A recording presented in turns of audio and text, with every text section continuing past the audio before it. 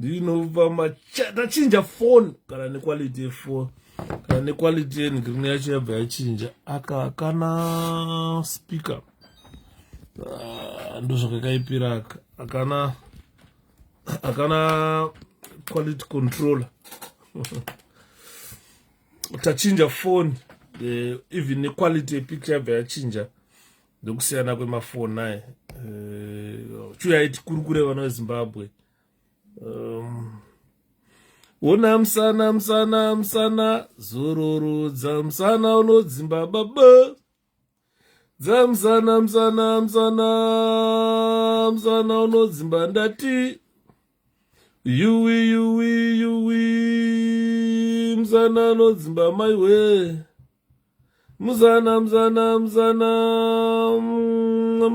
unodzimba baba musana zororudza musana unodzimba ndati zororudza musana zororudza musana unodzimba baba yuwi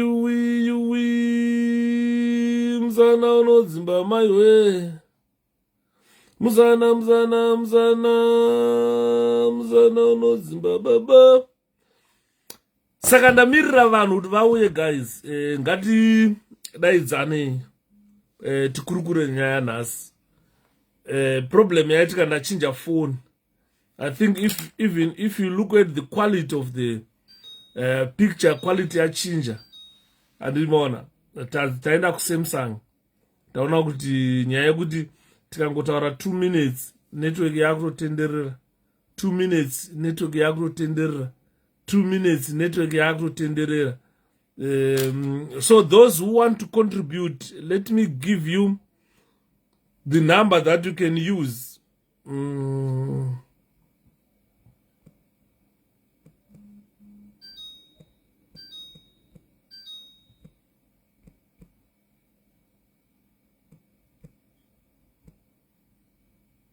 Ona musana unodzimba baba zororo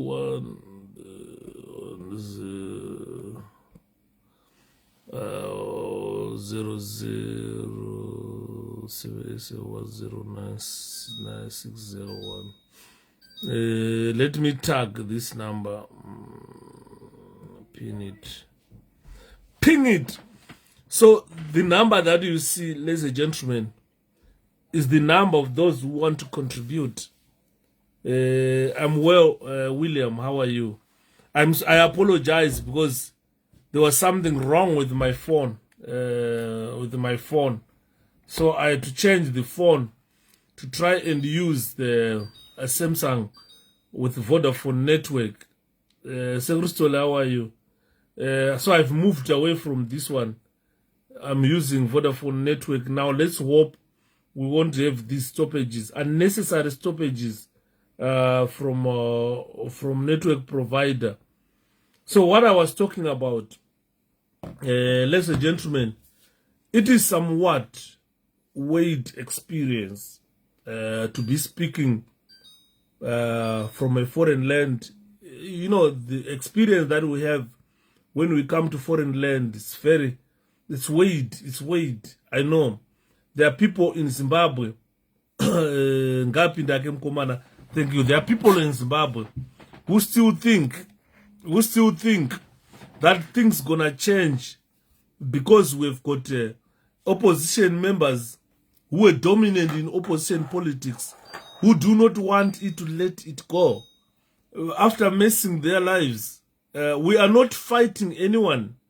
I've told people time and again that in 𝗶𝗶𝗁, it is a party for the citizens, and no one is fighting another one. But hanzi yembudzi mukoma chaitaura nyaya tutaura ndeyekuti you guys, you really know what went wrong when we were in MDC. We cannot move forward without looking back or turning our heads back to see how we fared when we were in the MDC. We learned quite a lot of things in the MDC, which things we don't wish to continue in 𝗵𝗃𝗃𝗁𝗃. No one in 𝗵𝗃𝗃 today wants to see everything that happened to MDC happening now. We had quite a lot of splits in the MDC. Remember, out of MDC came a lot of political parties. MDC 99, MDC Mtambara, MDC, quite a lot of MDCs that came out of the MDC. Where is my t-shirt too? At the queue, if I tell you that this t-shirt came from Australia, you won't believe it. If I tell you that this t-shirt arrived from Australia, you won't believe it. I can only show you the parcel, but I don't want to show you the name of the person who sent this t-shirt from Australia. 𝗵𝗵𝗃𝗲𝗀𝗃 𝗵𝗵𝗺𝗃 ndikuona mchitama live. You are talking about 𝗵𝗃𝗃, but you are not wearing the regalia that people must see that you are selling, the brand that you are selling. So this t-shirt came from Australia. I know you won't believe it, that this t-shirt crossed the Indian Ocean or crossed oceans and oceans to get to the UK. And in morning, ndosaka pa mana ndakanyora kuti let me show you. I don't want to show the name where this thing. This is the parcel, the t-shirt where it came from. Australia Posts and the morning. So it came, this is the parcel. If you look at this, this is the parcel that this t-shirt came in. It is the parcel that this t-shirt came in. It came from Australia. I don't want to say who sent the t-shirt, but those who in Australia who want the brand, the t-shirts, I can talk to the person and you can get the t-shirts.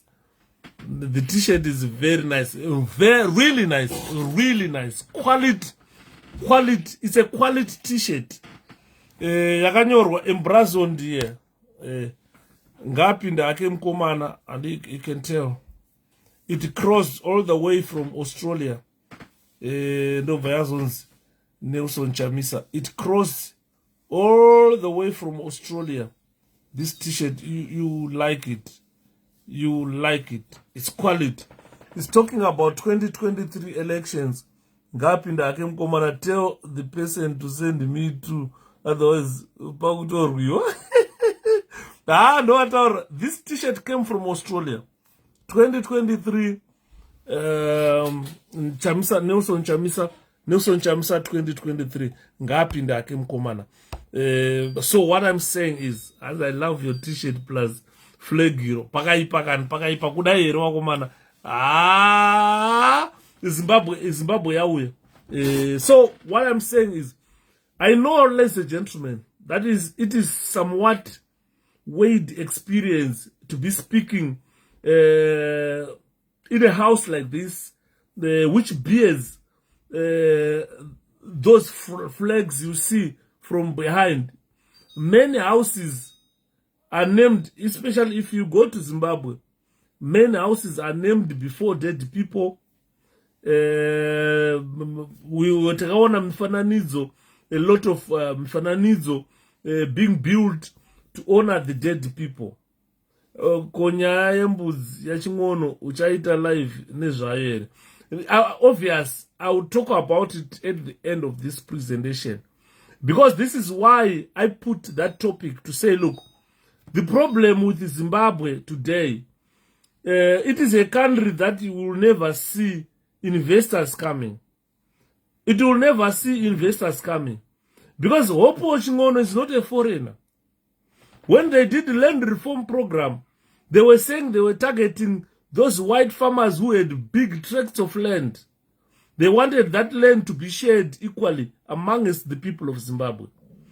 But that land reform program never ended. To say it is haphazard, it is the correct term to say that was haphazardly done. And look what is happening. 𝗏𝗶𝗁𝗀𝗃𝗀 told the international community that Zimbabwe does not have a working health system. Because of that, ZANU-PF has sent its youth militias to attack 𝗏𝗶𝗁𝗀𝗃 to go to his farm and forfeit his property. Zimbabwe does not honor property rights. This is why Zimbabwe is under sanctions, and those sanctions, they won't go anytime soon. The problem being, we have got a political party that believes in forfeiting people's properties without compensation. That will see sanctions stay or more sanctions being imposed on Zimbabwe. Anzi kandisha zvichamperera takaona zvakawanda. I think he needs just to be told the truth. That look young man, you are not doing something that we never saw. We saw the likes of 𝗄𝗶𝗹𝗹𝗁𝗀 spearheading people to attack farmers, to forfeit farmland, to forfeit properties. 𝗏𝗶𝗁𝗀𝗃 is a Zimbabwean. He has got right to own property in that country. 𝗬𝗵𝗺𝗶𝗶𝗶𝗃 murise ndakasimba baba Humphrey zvirise. He has got right to own property in that country. So if ZANU-PF is serious about running a successful country away from targeted sanctions, they must stop this seizure of private properties. Because these people, they go in private properties, raid private properties.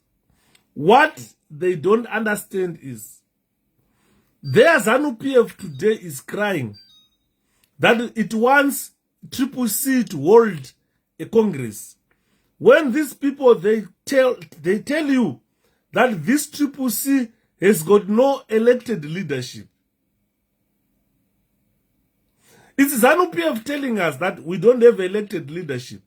If you ask them who elected Chiwenga, who elected Mnangagwa to lead ZANU-PF, no one.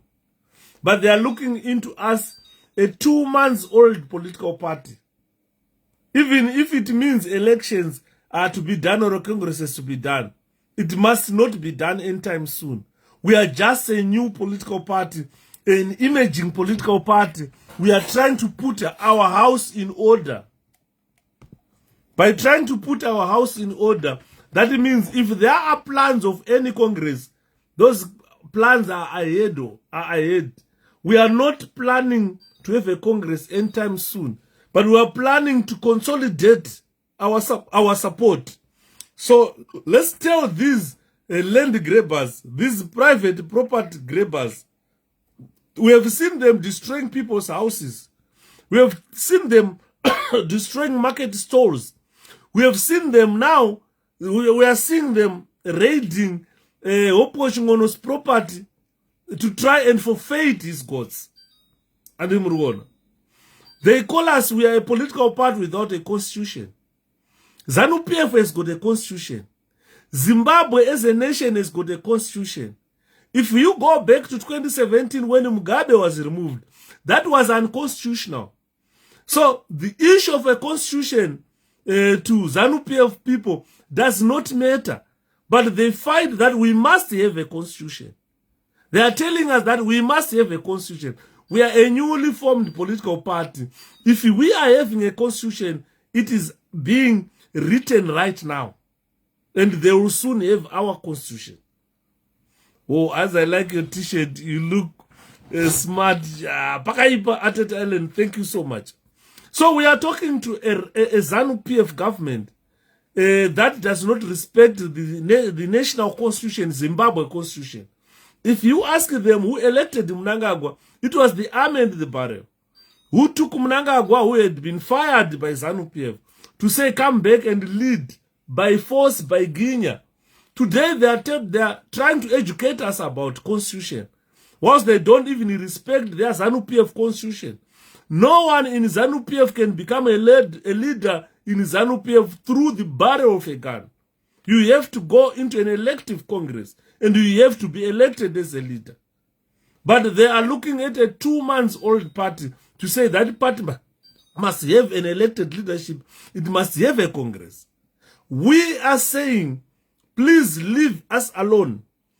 We have got an interim organization, an interim executive that is going to run our affairs for probably the next 5 years before we start beginning to talk about Congress.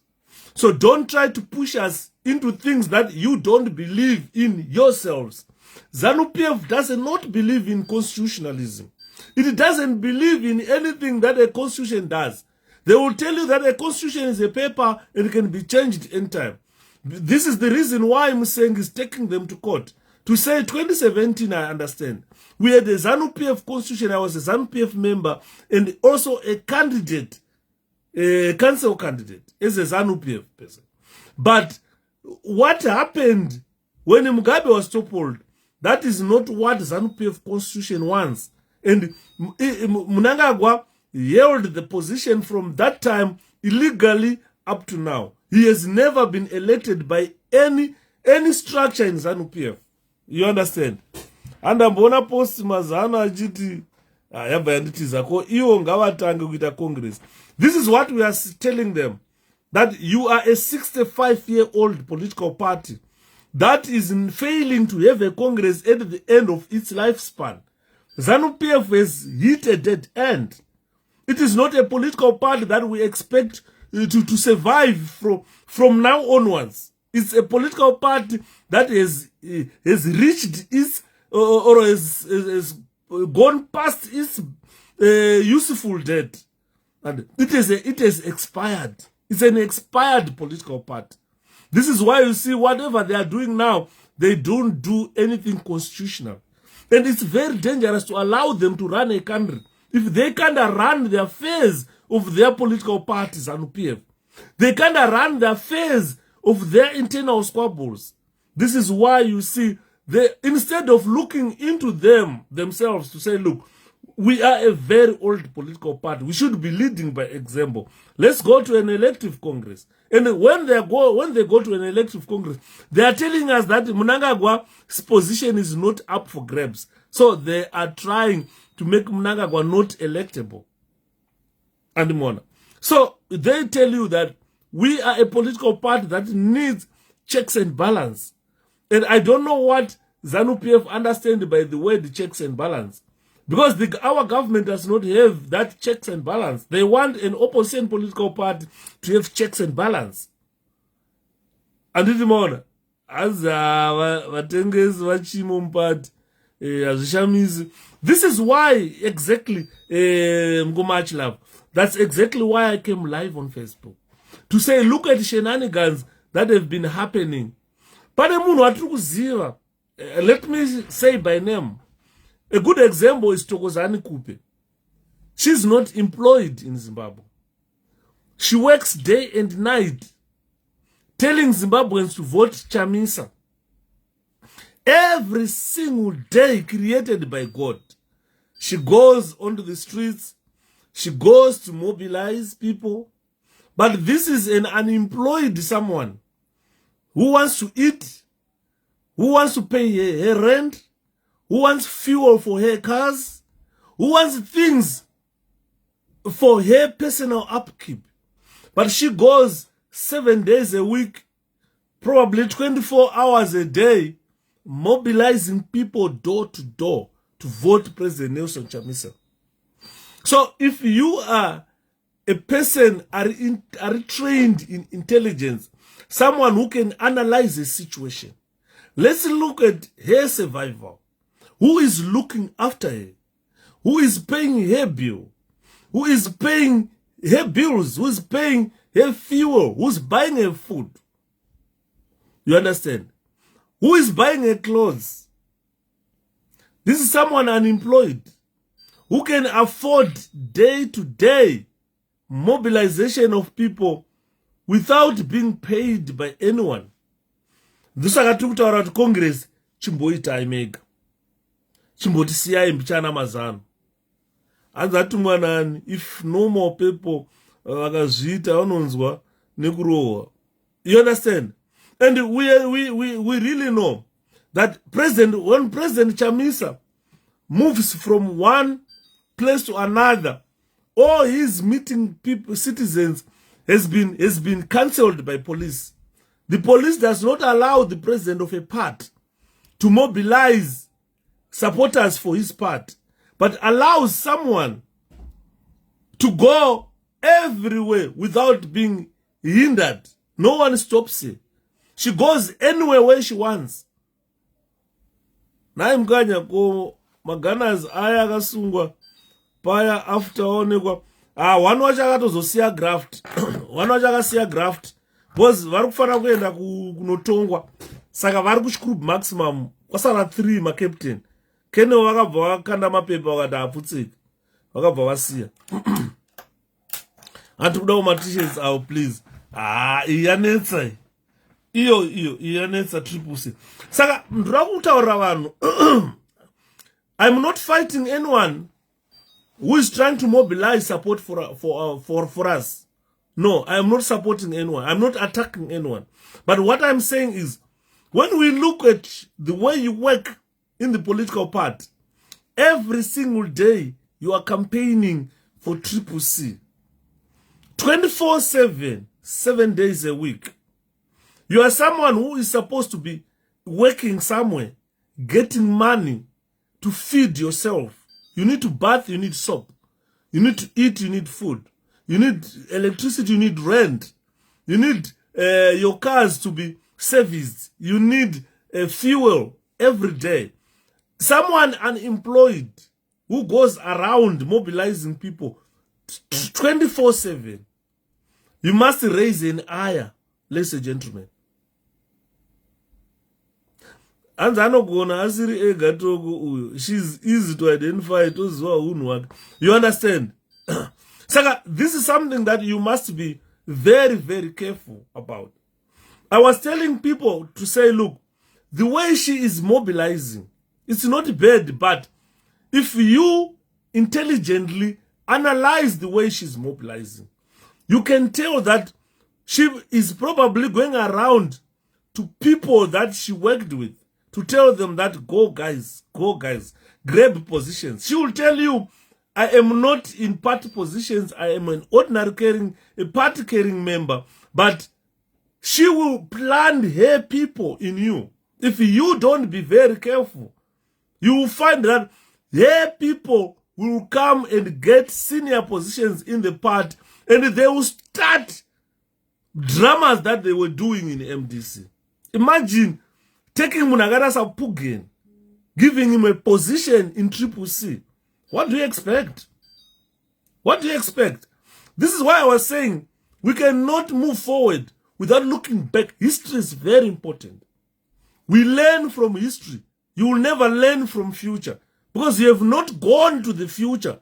You have never got there. What I'm saying here is we learn from history. We don't learn from future. Future will come. And if we don't learn from history, history will repeat itself. So we need to be very careful.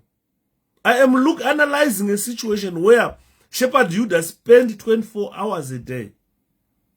I need someone to pay for my bills. I need someone to pay for my fuel. I need someone to buy me food. I need someone to clothe me so that I can be able to function. So that we can be able to function, ladies and gentlemen. If we don't look at this closely, then we are in for a good hiding, or for a jump, or a high jump. Yeah, starting from grassroots, exactly, Baba Humphrey. What I'm saying is, even if she started grassroots, she is someone with faithfuls, people who follow her faithfully. And she's positioning her people to make sure that they grab Bulawayo. What they want is to make sure that Bulawayo remains in her control. So by so doing, she will make sure that those people close to her will definitely be elected in positions in 𝗶𝗶𝗁 and continue causing the chaos or drama that we witnessed when we were in MDCT. When she was given temporal powers by the Supreme Court, did you notice what she did after that? In councils, people were fighting. Imagine councillors who won their seats through President Nelson Chamisa. All of a sudden, they paid allegiance to someone who contested them.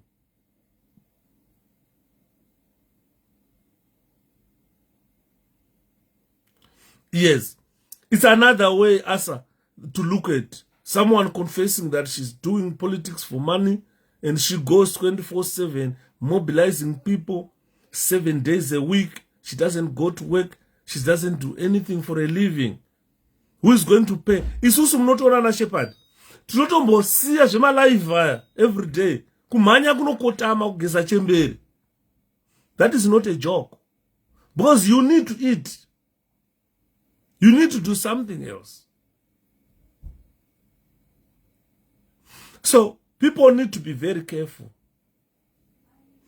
The devil is cunning. You guys need to be very careful.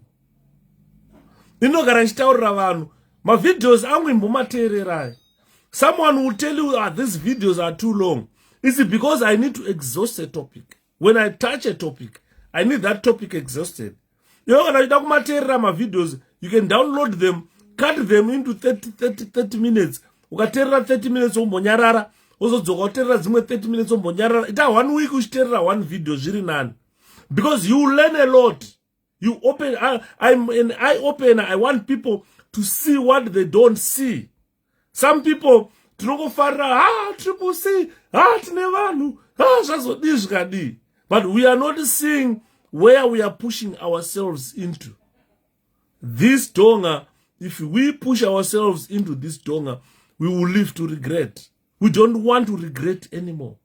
We have seen enough dramas in the MDC.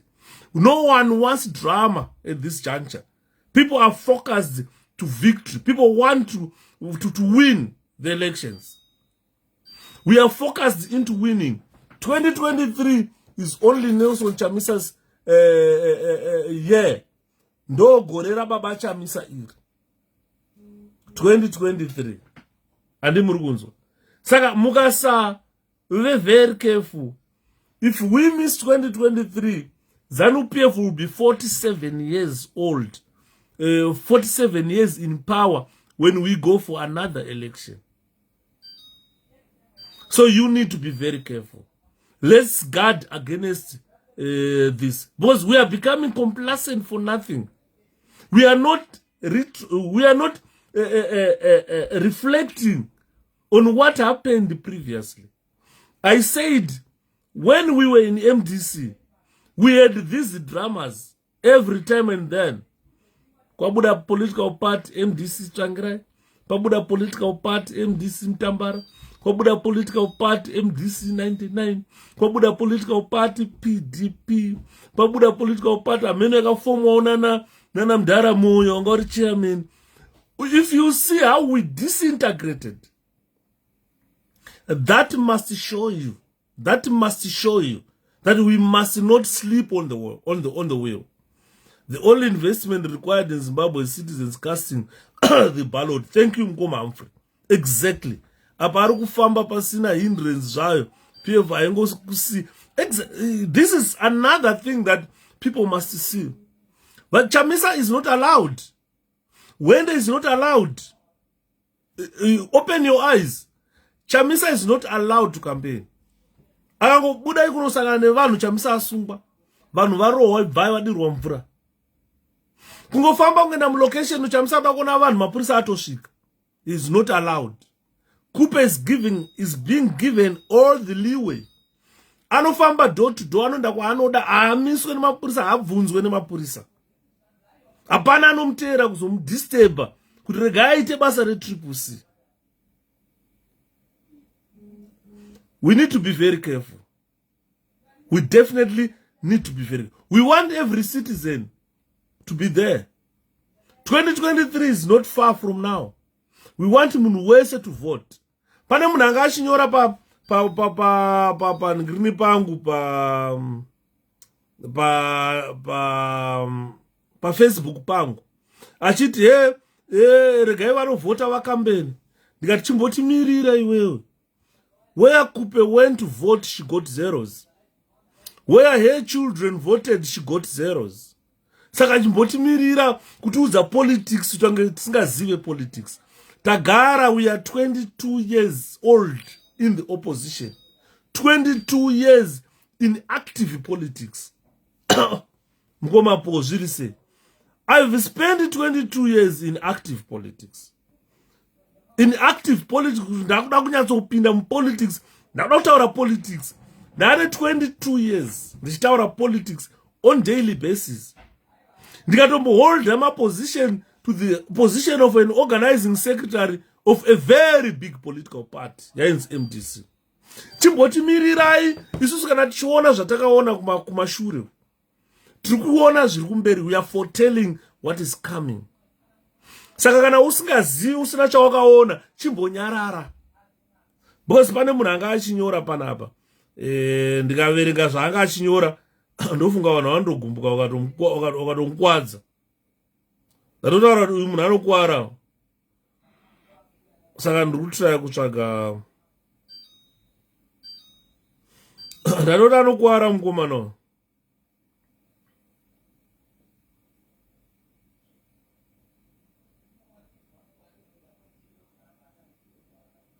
Anokuwara because kungonyora ndikumutaurira kuti isusu tine zvatakaona, timbotimirira. Brother Yuda, how are you? Buto, I'm well, how are you? Kamari kepingi nefoshoro kepingi nefoshoro katino zvakaoma kuma Yuda makadi manje marova chaiko. Andina kurova atete priti. Ndiripo mwana wamai. Zvinomborema tikarega kushandira mhuri. Zvinomborema. Andimaona guys, I think I will have to tell you kana ndakupedza not at this juncture. So what I was saying is it is not easy, ladies and gentlemen, not easy at all. We had previous experience which showed us who is who. What's surprising is that in all 𝗶𝗃𝗃 WhatsApp groups, people are busy posting her campaigns as if she's the only one on the ground. Why? People must wake up. Because already in the WhatsApp groups, those who were saying, Madam Kupe, vari kunana MDC MDC teacher, they are the same people now who are flooding these 𝗶𝗃𝗃 groups. They are the same people who are bringing all these campaigns. She has never been destabilized or stopped by the police. Vachamisa has been stopped. Pakawanda. Douglas Monzora chai akapuwa a leeway that Kupe got. Douglas Monzora pataipera kufane COVID. He was allowed to go makotsi kunganza vanhu vachita marari vachiti Monzora aite president we MDCT vakati Chamisa apera. Now they are trying to fight Chamisa in another way, allowing Kupe to freedom of Zimbabwe to go wherever she wants to go, to attend whatever she wants to attend, to gather as many people as she wants. Wende is not allowed. Vondo is not allowed. President Chamisa is not allowed. BT has been arrested recently. People are arrested in Masvingo recently. People, 𝗶𝗶𝗃 people are never allowed to campaign, are never allowed to mobilize. You must open your eyes, open your brains, see things behind the wall. As Brother Ida, you're speaking, says, hope our folks in 𝗬𝗵𝗺𝗃 are taking heed of your advice. They definitely need to take heed of this advice, definitely. That be very careful. Open your eyes, open your eyes. Every 𝗶𝗃 person is not allowed by police to campaign. You gather 10 people here, the police will be here to stop you. You gather 10 people there, they are there to stop you. 𝗵𝗵𝗺𝗶𝗶𝗃𝗀𝗃 was picked for wearing a yellow garment with and emblazoned vote Chamisa. And he was tortured for wearing just a garment. That shows that ZANU-PF does not want 𝗶𝗃 to do any campaigns. But we have got someone who just left being a president of a political party. It's not easy to say, 𝗄𝗶𝗹𝗹, you are the managing director of this company. From then join a cleaning company. No, cleaning company. No. I don't want any position. My qualifications, don't look at them. What I just want, toilets, then some people who do not see something wrong here, they will say, oh, let her mobilize. Let her do this for us.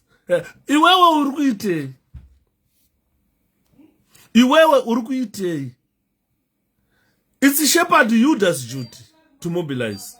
It's your duty to mobilize. It's not a duty for one person to go around. What I asked you guys, Anzikupe agatanga kukambena kare misayuda chamisa nongo varowa zvakadaro. We are not saying kuti aasukambenera isusu. She is campaigning for us. But what is she doing is, she is strategically positioning her people to take control or to take charge of 𝗶𝗃. Kana musingaone, open your eyes and see. You can, honestly, you cannot live being a chief executive of a company. Just imagine our billionaire Tomtani 𝗲𝗵𝗺𝗃, he will leave Econet oenda kushandira ZB Bank. Osvika ZB Bank toilets. People will ask themselves, this is a billionaire, 𝗲𝗵𝗺𝗃, who was or CEO of Econet. He has come to look for a job at ZB Bank and is now munarugesa toilets. And open your eyes, open your mind. See something wrong here. See something wrong here. See something wrong here. Although she can say, I'm an ordinary person, ordinary member of the 𝗶𝗃, she is not ordinary in the sense of being ordinary. But she is someone who is planting his people, positioning his soldiers to take charge of 𝗶𝗃. Mangwana tochema futi. Mangwana tochema.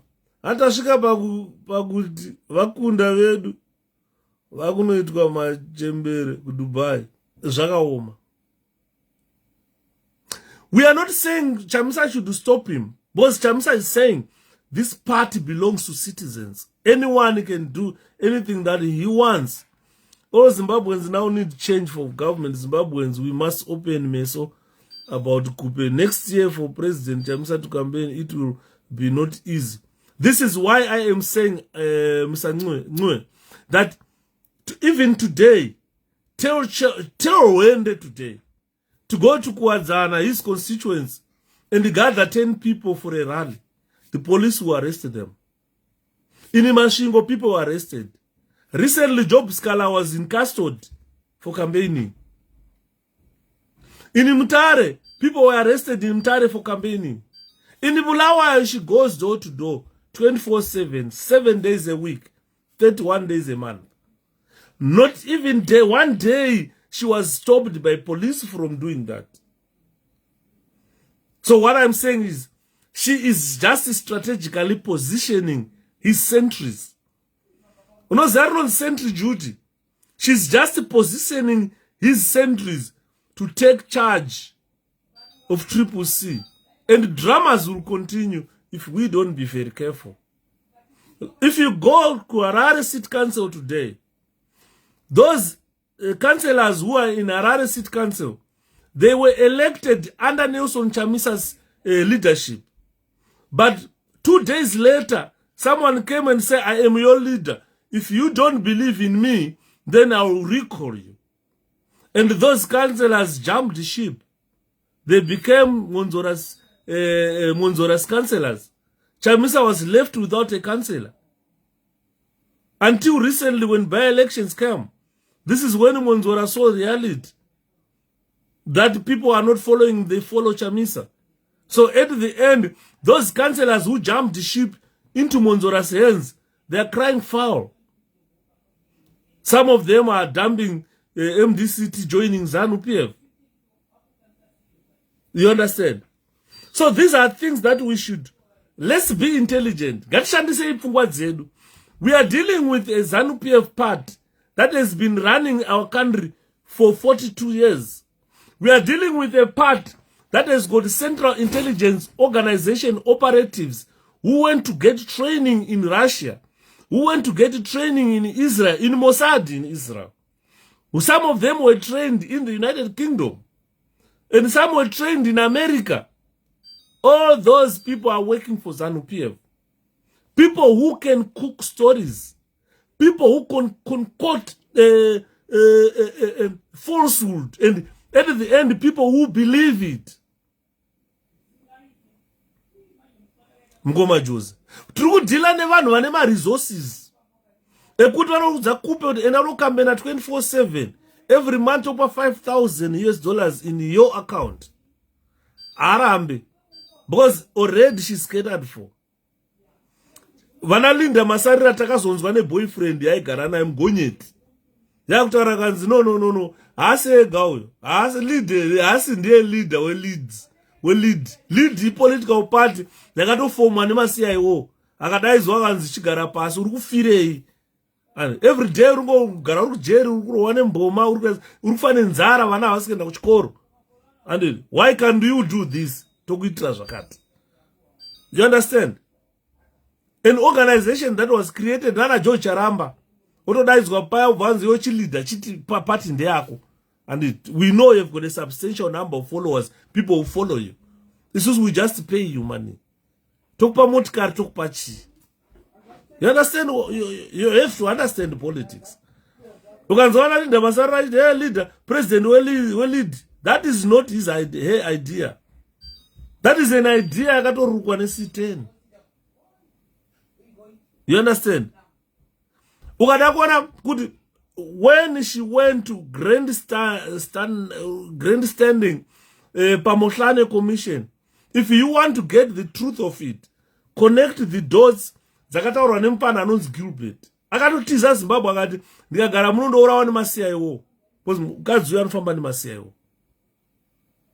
Ndikagara muZimbabwe ndourawa neMaCIO. Mpana akatiza. Akatorwa chitupa, akatorwa passport akanza una kwaunoenda. Imagine an ordinary Zimbabwean in Zimbabwe has got the powers to strip another Zimbabwean of his national ID and a passport. Just imagine. Even the police failed to take action. Kubva ipapo, Linda Masarira has never been arrested. Has never been incarcerated.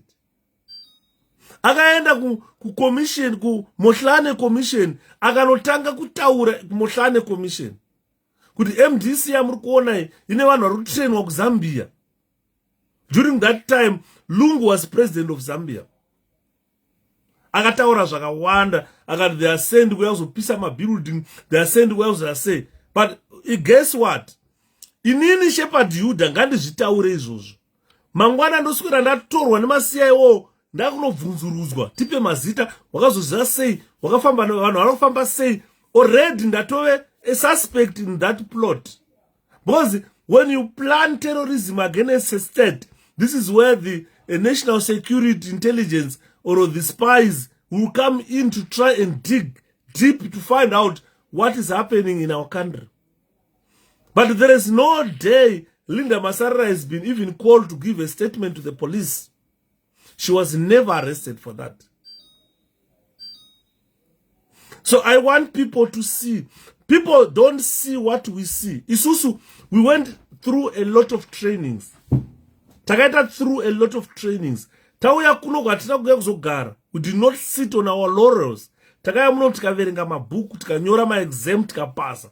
That knowledge we gained, knowledge yanoshandisa most of the time to analyze intelligence situations. Intelligence is not something that comes from heaven. It's not something that falls like Vramabwe. No. It's something that wakagara panapa. You can tell things the way they move. Ndosaka munukona kana kusiyaiwa kudhara vaiti kana vauda kupinza basa vanga vasinganhonge anabamba zongi murodhu vaenda kuUniversity of Zimbabwe vonorekruta ikoko kuti uruta degree rechi kuda kuti vanozoita basa rakati kuCentral Intelligence Organization votosaina maforms votonzi kana usina mari school fees tokubhadharira wobhadharirwa chikoro wopedza woenda kubasa unopedza chikoro wakamirirwa nebasa risiyaiwo because vaida vanhu vanorizina vanhu vanofunga vanhu vanoanalyze situations and we are dealing nevanhu vanorizina we are dealing nevanhu vanofunga we are dealing nevanhu vanoanalyze masituations vanoita maplans kuisa maplans papepa kuti right 𝗵𝗃 iya yamira sei president wayo ndichamisa right munhu tikati amai havadzokere voti ndavazojoina 𝗵𝗃 votanga kukambena voita sei totora vanhu vedu vana nhingi vaive opinda posini oita chairman bulawayo nhingi opinda ndosaka uri kuona ZANU-PF iri kuchema kuti endai congress. Don't ever think why ZANU iri kuti endai congress. Kubva rini a ruling party chiforsa an opposition party to go for a congress. Problem 𝗵𝗃 didn't take advice from the people about Kupe issue because people said it clearly did not want Kupe, but current leadership yakaita ayo maonero. Ndosaka ndichitaura mukoma Abraham manje. This is why I'm saying that even the current leadership yedu you have to be suspicious about it. Ini ndakati kana vakandidzinga inini at the moment andina card retribusiga. I'm just a sympathizer at the moment because I don't even vote. Anymore. I'm just a sympathizer at the moment. But ndasvika pa extent of even suspecting some of our 𝗵𝗃 leaders could our vanenge masiya iwowa. Don't quote me wrong. I am telling you what I'm telling you. But at the extent where we got, I've been in politics, in opposition politics for 22 years. I understand the dynamics of opposition politics. And I understand how CIOs operate. Even vana ronzani zimpana rizikasikuerere rakataura zvikanzi MDC is the most porous political party that I've ever seen. This is why I am telling you, I've reached a level where I suspect some of our senior party members to say these people must be CIOs. Anza munyepi yuda, maona Twitter, emaGaisa, Maskat. And nakuiona kuti atichi maGaisa.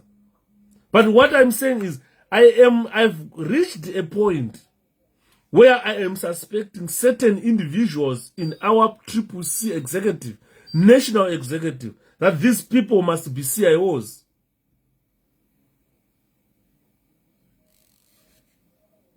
Hanzi pata havasi vese vanoti 𝗵𝗃 venyu ndo chokwadi ichocho. So I am suspecting, you know, and handisina kuverenga ningirina yamaGaisa, but now what I'm saying probably is what Magaisa wanted to say. Could 𝗵𝗺𝗃 vanhu vatiri kufunga kuti ma-leaders edu isusu, probably these people are not our leaders. I have been saying this kubva kudhara, but it seems vanhu havadi kuzvibvuma. As namadhamu wangu, I have to read this one. Welshman is, I have been saying this kubva kudhara, but it seems vanhu havasi kuda kuzvibvuma. So what I'm saying is probably zvekutaurwa namadhamu kuti we have got senior members in 𝗵𝗃 today who are probably CIOs. Because tikatarisa ipapa, ngatimbotarisa ipapa, tine vamwe ma-members edu who have never been arrested, who have been in the 𝗵𝗃. Patairohwa isusu vamwe vacho havana kubva vamborohwa. Pataisungwa tichivharirwa vamwe vacho havana kubva vambovharirwa. They've never been arrested. They've never been attacked. Anakuziva kuti Vodafone ingandidaro futi. Munyama here.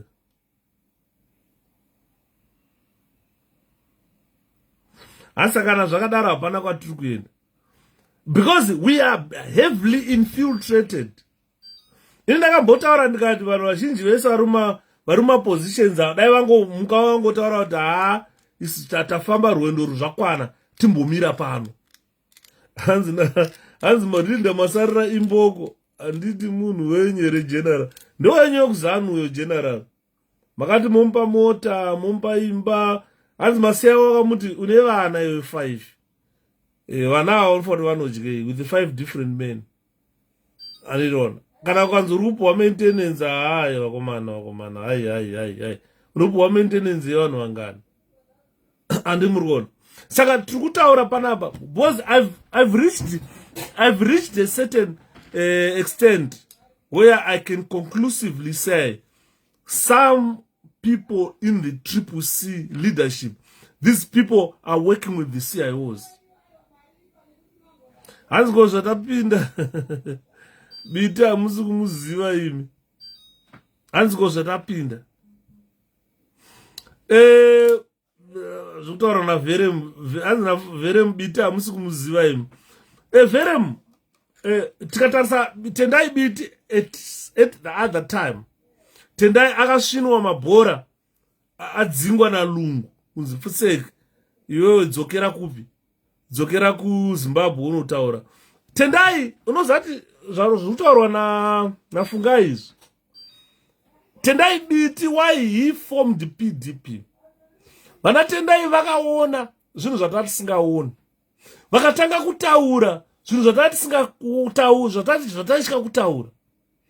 Akaona kuti hakuna kwandiri kuenda nevanhu ava. Vanhu ava hakutina kwatiri kuenda neMDC. This is why you see biti akataura zviri nani hangu ndoenda ndonofoma hangu PDP because vanhu vandiri kufamba navo tiri kufamba nevatengesi.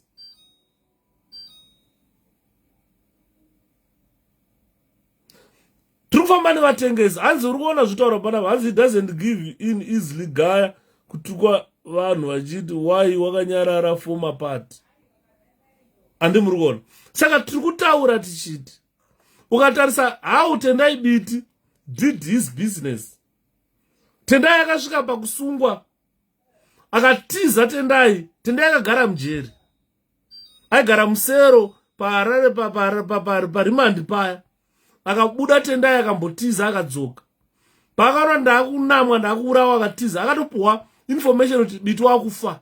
Akatiza akanopinda muZambia. Asvika muZambia vakamudzorera vakati enda unotongwa. Tendai akadzoka akabatwa mabhora, mama akatarisa vanhu vese hapana asina kuzviona. Tendai akabatwa mabhora kudai achichema murume mukuru anenge biti yo. Yowe mai pachirundu paye maiwe kane maiwe. Akabatwa mabhora kudai biti. Hapana asina kuzviona. Isusu vana Yuda, inini Yuda ndiri panapa inini. Ndiri muMDC, ndiri organizing secretary inini. Every day ndainzi uyo munhu muCIO uyu.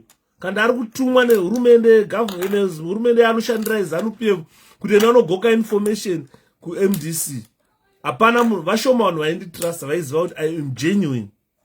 Vanhu vakazozviona later that this guy is genuine, but later on ndatove chirema ndakuvadzwa nezano. Handi muri kuona. Saka tiri kutaura tichitasa nhoroondo. Takadzidza zvakawanda kwatakabva kure. Taane 22 years tirimo muopposition. We learned quite a lot of things in this. Mukaona takutaurirai panapa kuti guys, this is high time now. Was 𝗶𝗶𝗃 is a new political party. Being a new political party, kana zvikareva kuti kutsemura zvinhu tiri kuti munhu wamofungidzira kuti uyu haaite utodzinga. Kana tikadzinga regai vaende vanoita something else. It's high time these guys must leave politics. Tofamba mberi nevanhu vanda politics. And Ngoma Yuda, what you are saying is very true. I don't agree with the people who say 𝗏𝗵𝗺𝗺𝗃, this man has not costed MDC but 𝗂𝗶 has. It's another point of view. And them narukuwadza wakomana we. And them murikuona. Saka nyaya tiri kutaura ndeyekuti tasvika an extent, ladies and gentlemen, of believing that we have got infiltrators in who are senior members of the party. Because definitely, when I look at 𝗂𝗶, when we were in MDC, vakaenda nana Monzora kugwara mudhara tsvangirai. Vakanosvika vakachema, vakabvapo, pane zvakawanda. Kana siyaiwo yakupinda wakudya nesystem zvainoita. Akatanga 𝗂𝗶 akatanga so simple. Vatsvangirai vakamuti nhai amai uyai 𝗂𝗶. Uyai tite government tite mubatanidzwe wema-political parties. We just want to field one candidate. Orikunzwa. Akaramba the idea of fielding one candidate against Ngwena. Akaenda akati, I want to stand as a president. Those are zvinoita kana wakudya nesystem. You don't look at the bigger picture. The people of Zimbabwe, what they want is to win the president and remove ZANU-PF. But vakaramba amaya. Vakati zvekubatana nemama-political parties avadi. Vakaenda vakanounganidza vanhu vavo vakati ndiri MDCT. Vakabvapo vakazviti ndakupinda pa-presidential elections. Vakanopinda. Saka, these are people who are delaying the struggle. There are people who do not want to do what people want. She cannot stand today and say 𝗵𝗵𝗺𝗵𝗺𝗵𝗵 with all the nonsense that she said previously, which is free. Apana mwezi yakawanda. We are just talking of few or 2 months or 3 months down the line. She was saying a lot of things about us. Today she comes and campaigns 24 hours a day, 7 days a week, 30 days a month, 365 days a year. Uri munhu anoda kudya. You want food. You want your bills paid. You want fuel. You want to service your vehicles. You want to pay people who drive you. You don't own any business. So we start looking at that and ask ourselves, how are you surviving? How are you campaigning? You are not employed. How are you campaigning for 24/7? Let's open our eyes, guys.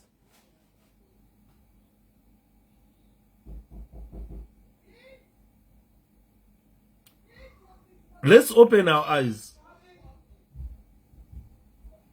If we don't see, if we don't open our eyes, then we are in trouble.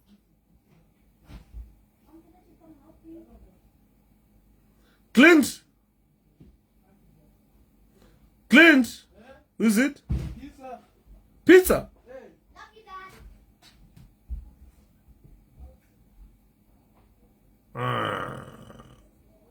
Pizza. And who took 𝗂𝗶 bag? Who is funding 𝗂𝗶's campaigns? Exactly. These are answers. These are intelligence questions that should be asked. Intelligence should look into this. Who is funding this person's campaigns? It's not easy to discard red regalia. Pamangane wardrobe full of red regalia. You just take red regalia and throw it away. and then start 𝗶𝗶𝗃 yellow regalia. This costs money. T-shirt andakapfeka ndaisenderwa kubva kuAustralia. It costs, it's not a cheap quality t-shirt, this one. It costs loads of money. Printing, buying this t-shirt, and so forth. Chimagina muna anoprinda kana 10,000 ma t-shirts. Ekungopa vanhu kupfeka andichita door-to-door campaign.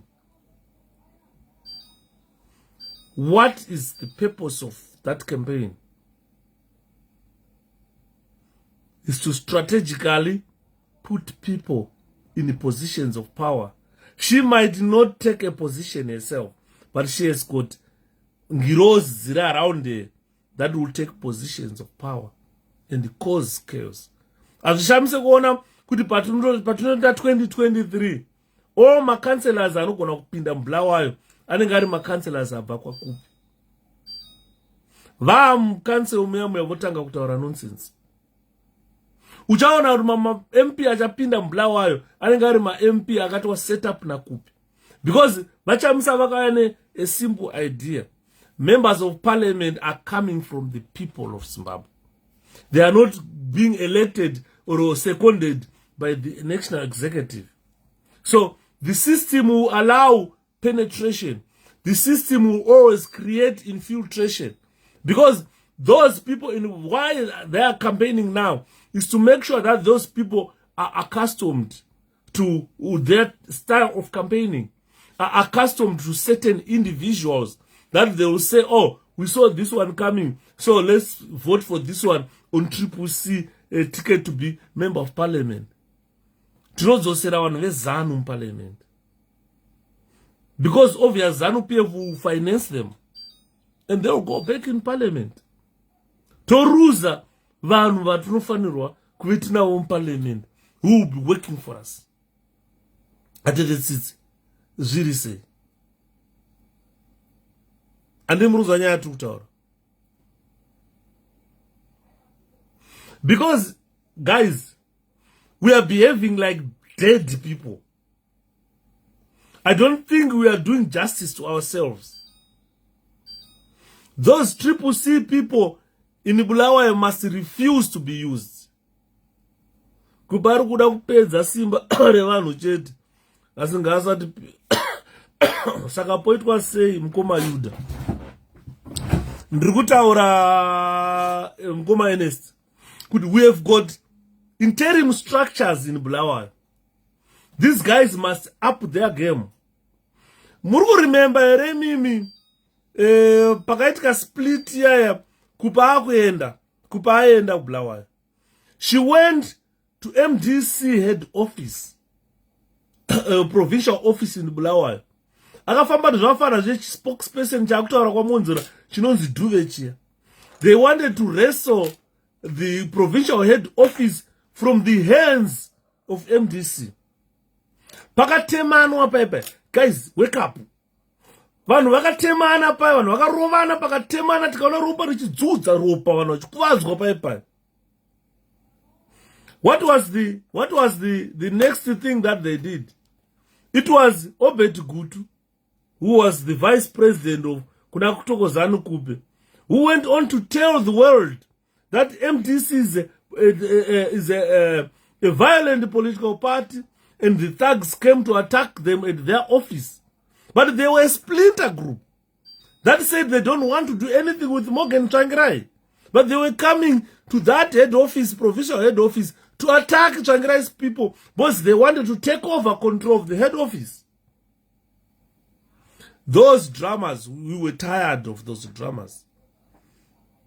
We cannot continue with those dramas. The reason why we said no, we don't want this type of politics. We have got another style of politics that we want to follow. But I think we have made a mistake trying to expose our plans before we are fully rooted to the ground.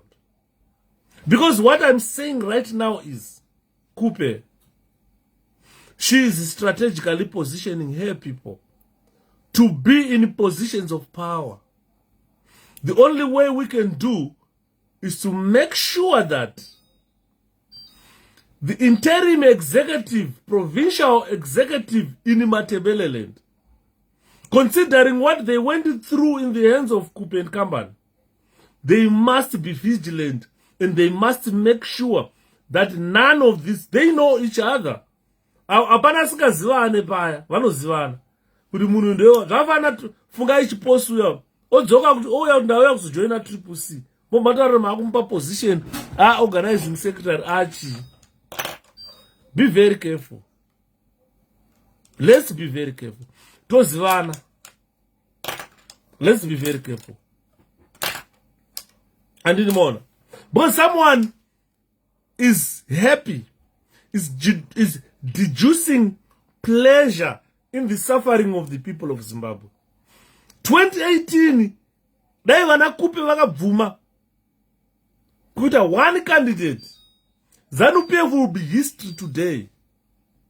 It will be history today. But they said no. Mana Morgan Commission wakatanga kuenda chinopuwa mari dzeZANU-PF. Achinzi go and spy on that young man. Nosaka ndati, I am suspecting that we have got senior MD, senior 𝗶𝗶𝗃 people who are state agents in our political party. Because these people, if you see, nobody ever thought Komich was a state agent until Komich said it himself. Apana munhu akamboaccuse Komich kuti uri muCIO. Apana, not even a day. Komich aita semunhu ari genuine when it comes to politics. Akabata mic adyiwa gwero. Akati, of course I've been relinquished of this position, but I am not going to leave my young men alone. I will be where Chamisa is. And nobody ever thought that Komich would be a CIO. We only learned it later that Komich was being sent to spy on Chamisa. And nobody accused Komich of that. But Komich accused himself to say, look, I have been spying on this young man all along. This is when we started opening our eyes to see, is it true for about the same boat? Tena Judas Iscariot boat. But arege kunyura. Ro nyura. Let's hope zamuri kutaura mukoma president chamusazofanirwa kusvika munzeve dzawo. I understand someone will always tag him or will always show him that listen to this what Shepherd was saying. And it murgona. Because not one of us. Kana ukabvunza adzimai vangu vari pana apa flows Makombe. Kana ukabvunza Sanderson Makombe bhururu wangu chaiye. Kunhai Sanda, pane musi waanero watakambofungira kuti Komich ungaita spy. Apana kana one day. But akazoshamisa nyika yese. Zimbabwe was shocked. People were shocked. Kuti Komich is now saying he was spying on this young man all along. And we went on to kubvutirwa election yedu yatakawina. Komich ari election agent wa president.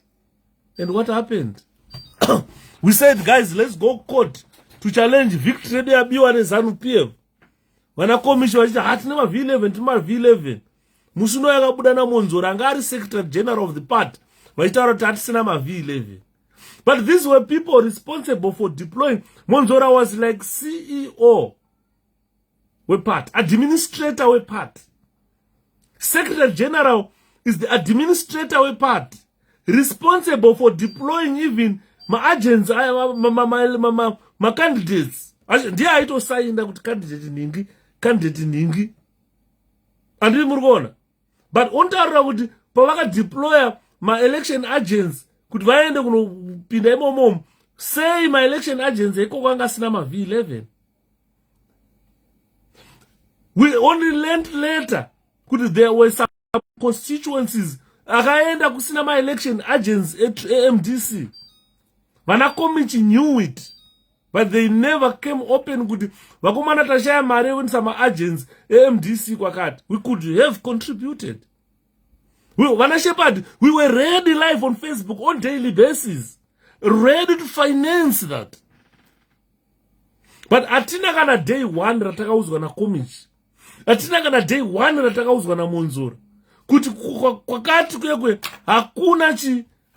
hakuna ma-election agents. Vakumana tiri kukumbirawo mari tibhadhire ma-election agents aende kwakati, not even a day.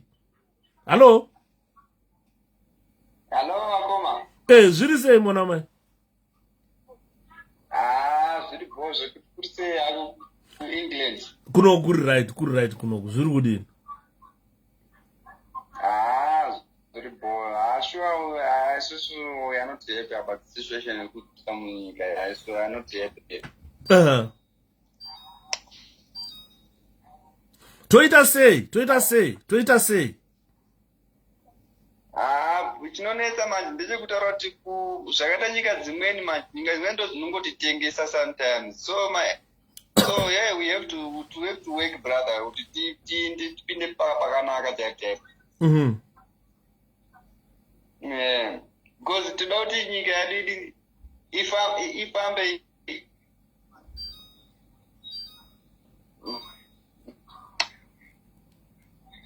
Druzhinzwa taurai? Yes, so yeah, brother, yeah, sure, tikada zvekutamba munyika medu tinoparara. We want to improve nyika yedu, tiite zvinhu zvakanaka. Though tikatarisa nyika dzakaita sana South Africans. Nyika dzakaita sana South Africans, man, dziri kutiti.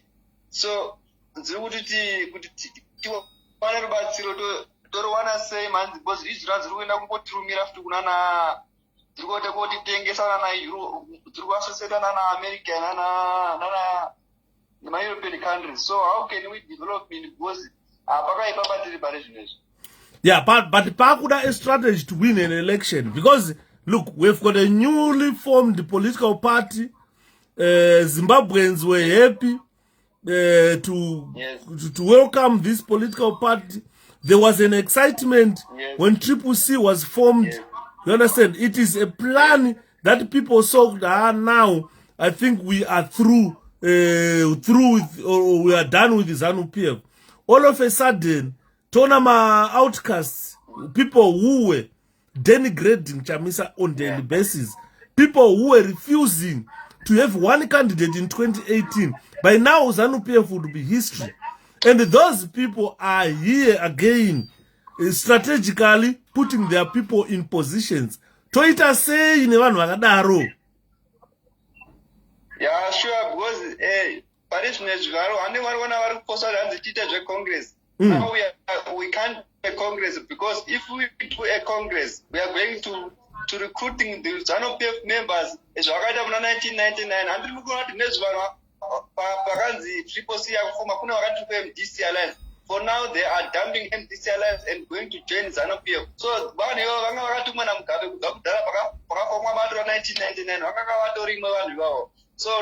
so for now, we don't want to allow any member from ZANU-PF. We do not allow to do a Congress. We want to work with the citizens.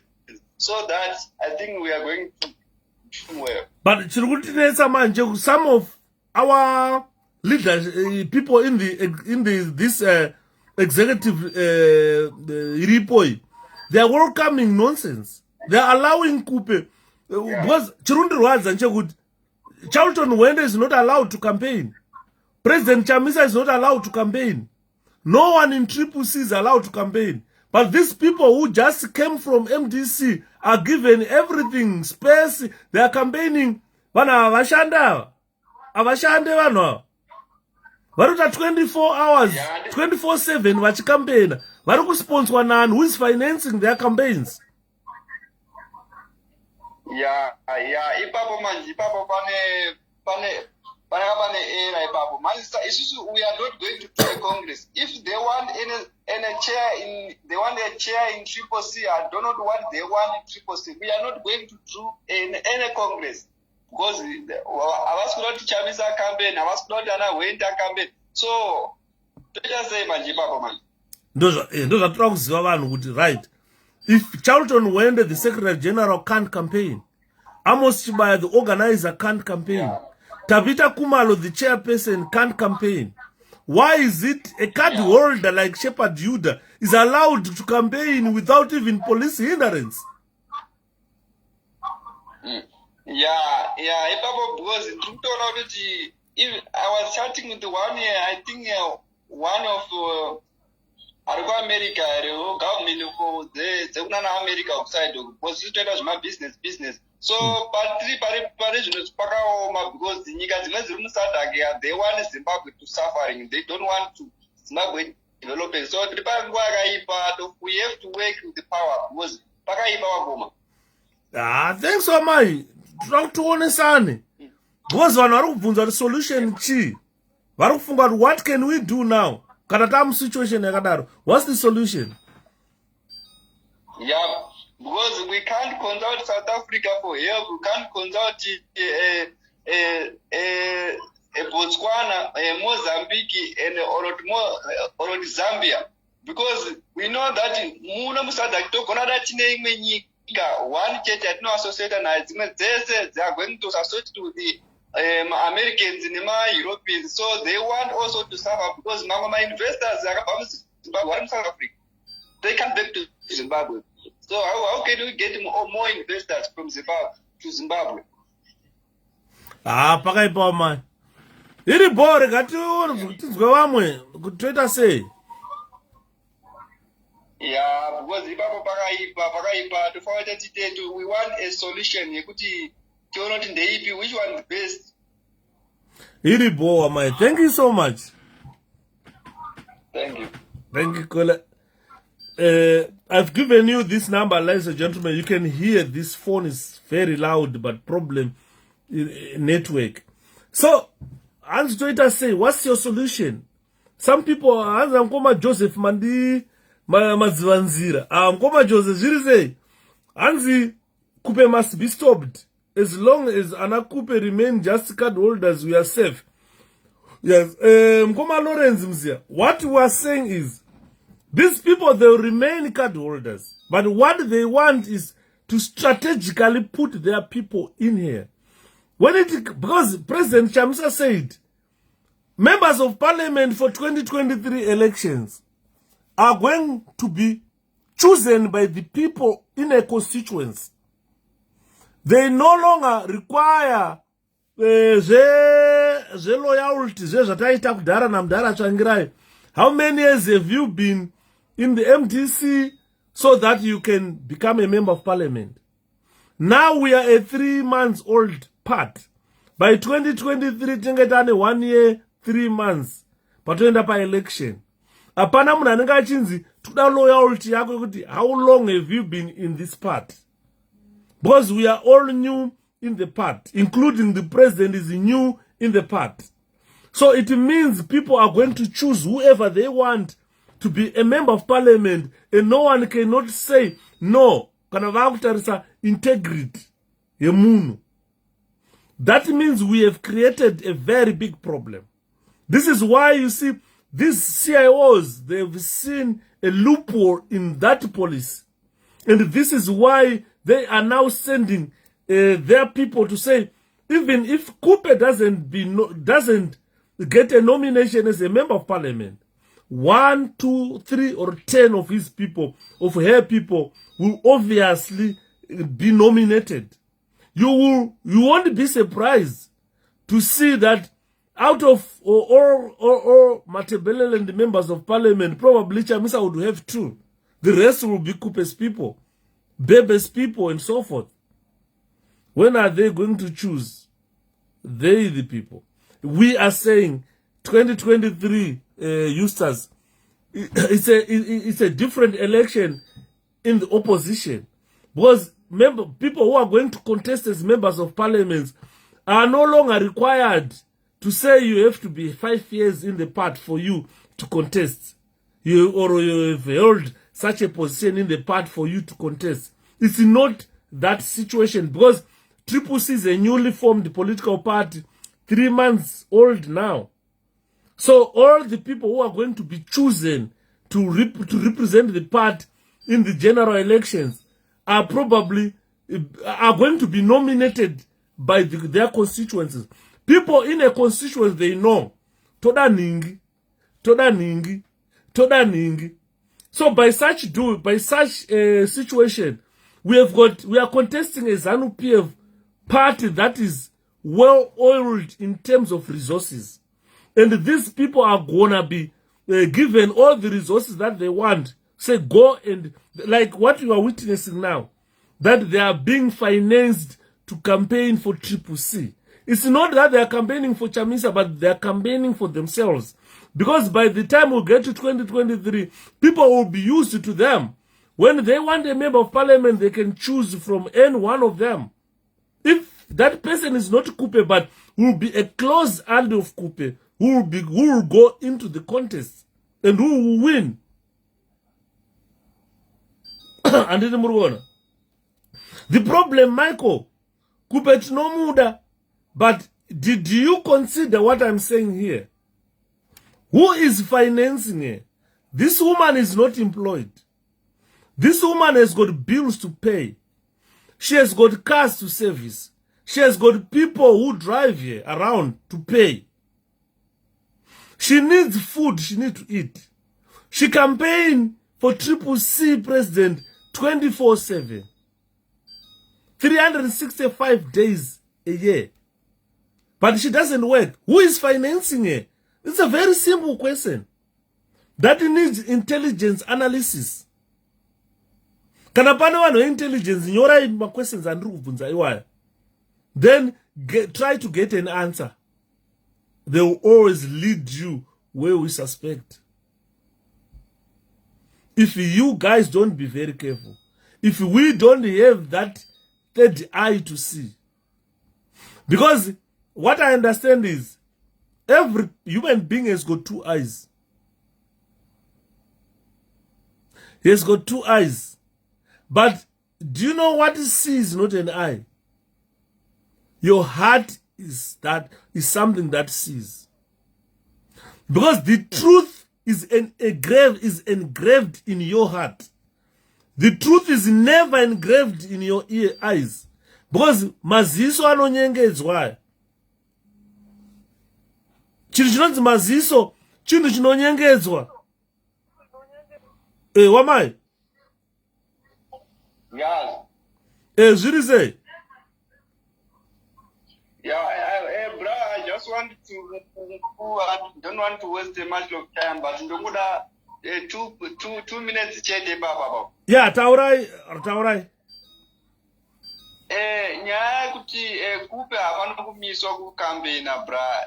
Isusu vanhu vanode change. Because tingamisa kuti vakampene manje. Because toda vanhu vakawanda kuti zvikosiku.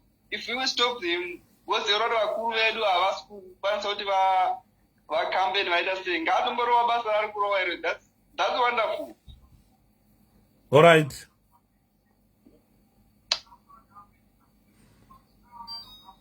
Saka oramba akachikambena here. Angaramba achikambena isusu tinoziva kuti chero akachatengesa musana hatimuvhoteri handi maikona. Vanhu vakarejesta isu takarejesta kuvhota. Kana iwo akada kutengesa musangonzora hatimuvhoteri. Vanongonzora takamuriga. Vanhu vakazviva vanongonzora takamuriga. Hakuna paanoenda.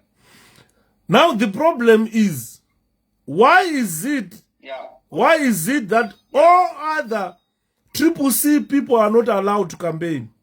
Vakangobuda kungorokambena vasungwa, vangodaiso vasungwa, uyangodai vasungwa. Why is it that they are not allowed to campaign?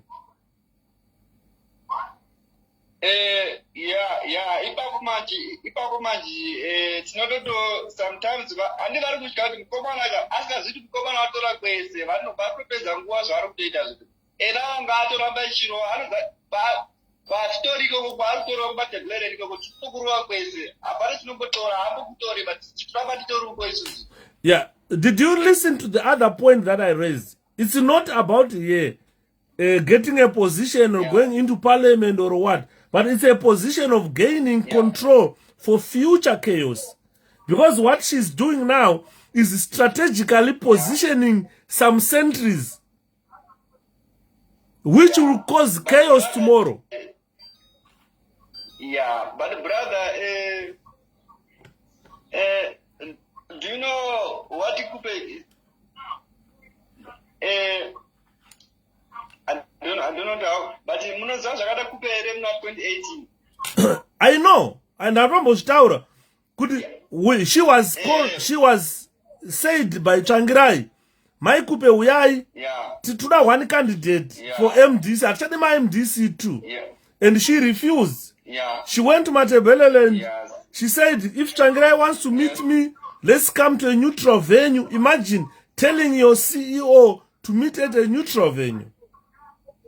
And at the end, we went into that election as divided MDC. When Tsvangirai said, we just want one MDC. So that if what I'm telling you is, if you count all the election results for 2018, where we fielded MDC-T and MDC Alliance, we won probably 90% of those constituencies. But because of divisions, we did not win them. They were taken by ZANU-PF because of divisions. And this was her own making. Yeah, because and the 2018 takatonga asi zvakatoitika manje zvekuti vanhu maleaders edachana nawo kanofanira mudzuri anamonsora vakatengwa kudhara nezANU-PF so vaikotsikira zvinhu zvichaenda kumberi chete ndosaka leader tinaye is a new leader so tinoda ifamba zvakanaka. Yeah, but our new leader is not allowed to campaign. Chamisa is not allowed to go to Bulawayo. Is not allowed to go to Masvingo. Is not allowed to go to Nyanga. Anovarwa road achitemwa. But we are seeing someone who is just an ordinary person like you and me being allowed to campaign without even kudistebwa nemapurisa kana kusungwa kana kuvharirwa. Yeah, but this is our upper hand, brother. This is our upper hand. It's not an upper hand, my brother. It's not an upper hand at all. Yeah. Because the president is not allowed to campaign. Yes, but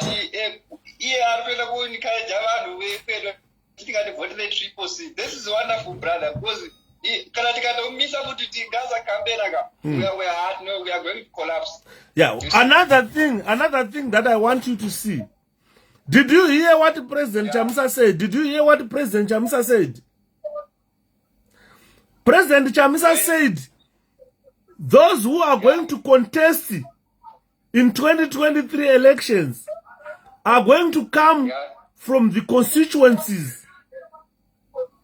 Yes. So don't you see that the way she's campaigning, she's strategically putting her friends and relatives in those positions to say the constituents, they love this one. Go around, give people some tokens and say, choose that person. That's the person we want. Yeah, but we take the theme of our president, Mr. Nelson Chamisa, the power is from the people. If she campaigning or not campaigning, we are not going to vote here. That's why no, it's saying, not. I'm not here for I'm not here for what, but I just want to encourage everyone to vote the 𝗏𝗏𝗏. No. We are going to agree here. If you want to challenge a president, if you want to challenge NS2 in 𝗏𝗏𝗏, we are not going to vote for her. Yeah, but we are not. It's not about it. Are you getting the sense? Are you getting the sense that I'm talking here? It's not about 𝗏𝗏𝗏. It's not about 𝗏𝗏𝗏. It's about her people being positioned to occupy positions of power, not her. Yeah, okay, I get you, my brother, I get you. Yeah, because it's not about her. We know she can't get a position, but she's strategically putting her people into positions of power. When it comes to electing members of parliament, because they have got the resources, they are being financed by ZANU-PF. People would vote someone who brought them a 5 kg of 𝗏𝗵𝗺. Yeah, because if you know Tsvangirai ndodambudziko tsvangirai kubva 1999 izvozvo ndodambudziko rakasakara because ZANU-PF daituma agent zvacho achitouya tichijoina kusvika kupedza zvoita saka zvava muchiziva kuti MDC haitongi nyika ani vakaziva kuti vanenge vatuma vanhu saka vanenge information idzo yakamira sei manje handi mazvona. Ndosaka ndiri kutaura, why is it Chamisa is not allowed to campaign whilst 𝗂𝗶𝗹 is allowed to campaign for Chamisa.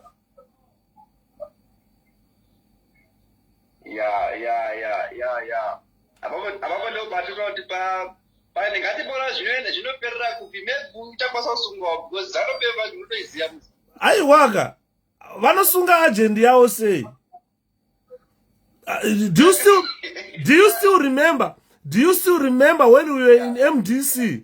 Do you still remember during COVID lockdown, Monzora na Komichi, they were given every space to go and do rallies in Marondera everywhere, but everybody was on lockdown. Pakabuda Joanna Mamombe na Cecilia Chimbiri vachibvunza kuti sei hurumende ichivharira vanhu isingavape chikafu, vakabva vasungwa vachinzi vatyora mutemo lockdown. Asi panyaya 𝗂𝗶𝗹, I was starting with one munhu ari kugovernment ikoko. But andikatozongotara semazita, but pane zvotonzwawo zviri kuitika mugovernment, ndikuzvinzwa, but pane zvimwe zvipachakanaka koma musanyangwara. Andiri maona ndisaka ndikutaura kuti you guys, when we are looking into this matter like this, why can't we open our eyes and see what is happening behind us? Because there is something happening behind us that we are not seeing. It's also we are like excited that we have got a new political party. We are excited that we can't even hear what is happening behind us. So we are taken by excitement, and these people are taking advantage of our excitement. Pane zvimwe zvimanjira, that's why ZANU-PF zvakadhamba 𝗂𝗶𝗹 ingazotora naMonzora apapo. Pane imwe nyaya yakatoitika zvokuti hatikakwanisi kuexpose yedu parapa, nyaya itori obvious kutoti yedu hatidi zvekuexpose nyaya, but itori nyaya yekuti tikamuudza nyaya yacho iyo munokwanisa kutoona kuti this is fair. That's why kuti vakazodhamba 𝗂𝗶𝗹 vakazotora naMonzora apa zvakati iye 𝗂𝗶𝗹 anotoziva kuti ZANU-PF pane pakashata pane pakashata nepapa. Did you listen to what I said before I started live? When I opened this live, did you listen to what I said? No, right.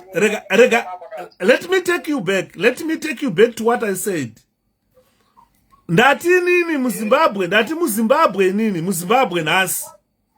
ZANU-PF is a well-oiled machinery in terms of resources. 1. 2, ZANU-PF is supported nema-CIO, vanhu vakatrainwa unana Israel, Russia, America, United Kingdom, who are strategists. ZANU-PF payairecruita ma-CIO iwaya, yairecruita vanhu vakaenda kuchikoro kuUniversity of Zimbabwe vane madegree, vanofunga, vanoanalyze a situation. They can create nyaya yekuti alright kuti 𝗂𝗶𝗹 anoacceptwa kwekuye toita sei, ngaticreate nyaya yakati kuti zvobva zvabuda zvichita ngezviri genuine obva aenda kunoacceptwa. Ndizvo izvozvo I get you, but nyaya 𝗂𝗶𝗹 ndaponzwa izvozvo, but neziso takaisa mugovernment takaisa ziso musanyambowara. Ndosaka ndiri kutaura kuti nyaya iripo ndeyekuti isusu we are looking at this situation in an excited mood. We are not looking it in terms of intelligence. Ndopanozonzwa vanhu vachiti MDC yakaurayiwa nekushaya intelligence, 𝗶𝗶𝗃 yakaurayiwa nekushaya intelligence. Chiripo apa is to analyze ma situations ari apa, the likelihood kuti 𝗂𝗶𝗹 is independent, or the likelihood of 𝗂𝗶𝗹 being someone sent nevanhu vakaita intelligence vakabika nyaya. Izvozvo ndizvo. Taswena hatina ziso redu takakanda mugovernment, tiri kuona zvese zviri kuitika ati maziso takaisa mugovernment. Tobva ipapo ndikakutora back kuti ndina sekuru vangu inini vakaendeswa kujeri vachinzi vane masoja anonzi echimwenje, vari kutrainwa kuda kuuraya vanhu, kurwa hondo nevanhu veZimbabwe vasina maningi story. Ndikakuudza kuti pavanhu vakasungwa vakaendeswa kumaximum vachinzi ava ndo vechimwenje vacho, one wacho inini pandakasvika pachikrub maximum ndakavashaya vanhu ivava.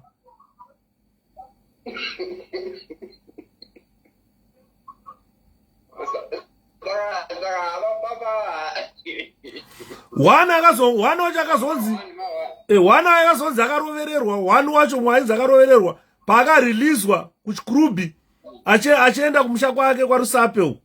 Blazier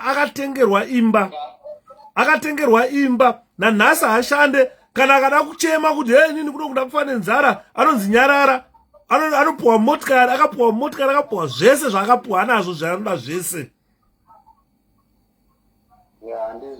Saka tiri kudhila nevanhu vari advanced neintelligence, isusu tisina intelligence yekuona vanhu vatiri kudhila navo. So, for the right now, as a new party, we have to find my intelligence, guys.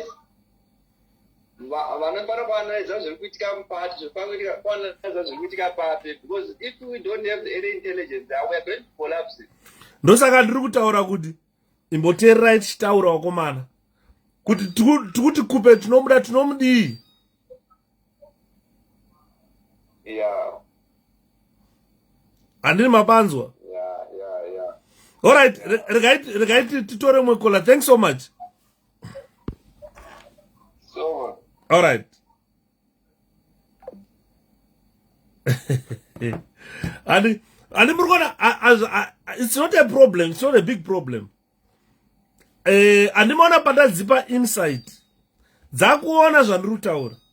But sometimes we hurry into decisions without considering. What I've said here is we are an excited lot. Ndikaverenga macomments anonyorwa nevanhu hanzi Yuda, please keep on helping 𝗶𝗶𝗃, please. Definitely I will keep what I know is I will never abandon Nelson Chamisa. This is what I know. I will never abandon Nelson Chamisa. Where my president goes wrong, ndinopoinda president apakashata. And anduye kuzoudza vanhu ndaudza president apakashata, but ndinovafonera president apakashata up, apa pakashata up. Hanzi naatete Q, I think the reason why Zanu live here to campaign is to make sure people lose trust with the 𝗶𝗃𝗃. People have hated with the come 2023, people won't vote as they think 𝗂𝗶𝗃 is one of the leaders. It could be another reason, but the major reason here is, which people are not seeing, 𝗂𝗶𝗃 is moving around the same team, MDCT, people who are loyal to her. And when she's moving around, obvious, vanenge very well-oiled, well-financed. Very well-financed in that manner. They are selling their people to the people of Bulawayo to say, look, even 2023 I'm candidate, there is a candidate. Someone bringing you 5 kg of meal. Someone bringing you 2 liters of mafuta. And the people would know that, oh, this guy helped us. By 2023, when people say we want a member of parliament to vote here, you don't crack your head to say to Isan, she is strategically positioning her people. Centuries. Ma centuries ndo anonzi magadi. Vai vanenge vachiona kuti chii chiri kuuya uko. Kana uri century auvati aurari. Unenge wakasvinura usiku hwese wakatarisa. Because bhesi rikatakwa, century ndio unenge watadza basa. Andi muri kuona. So what she's doing is strategically positioning centuries. When time comes, she will strike. She will strike. Ndakutaurira nyaya yakaitika. Iyi nyaya handina munhu wandakamboiudza nyaya yandiri kutaura. But ndinoda kukuudzai nhasi. Takaita ma-elections kuLeeds. The current executive iripo yatodaidza kuti the interim executive 𝗶𝗃𝗃 now. Takaita ma-elections atichiri kuMDC.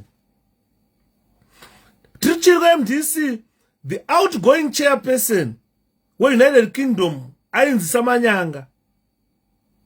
He was the outgoing chairperson where UK. Van White Samanyanga Atimudi. I don't know the reason why people say they don't like Samanyanga. Because I've never worked with the Samanyanga here. But there were reasons which people were stating, various reasons, accusing Samanyanga kazodaya. At the end they said, 𝗏𝗶𝗶𝗁 Samanyanga, to replace, we want to choose another chairperson for this United Kingdom province. Right. What I noticed on that election, mistake when I went to talk to presiding officer, first of all, ndakaenda unotaura na presiding officer. Ndichida kumbriefa maonero andaita. Munhu akanga ari presiding officer ndi Madam Khumalo. But pandakasvika kutaura na Khumalo, ndakasvika zvikanzi ukwanise kuona Khumalo akarara. Ndikati, but we are going into a crucial election. Ndinofana kuvapa briefing zvishomanini kuti vazive kwatiri kuenda.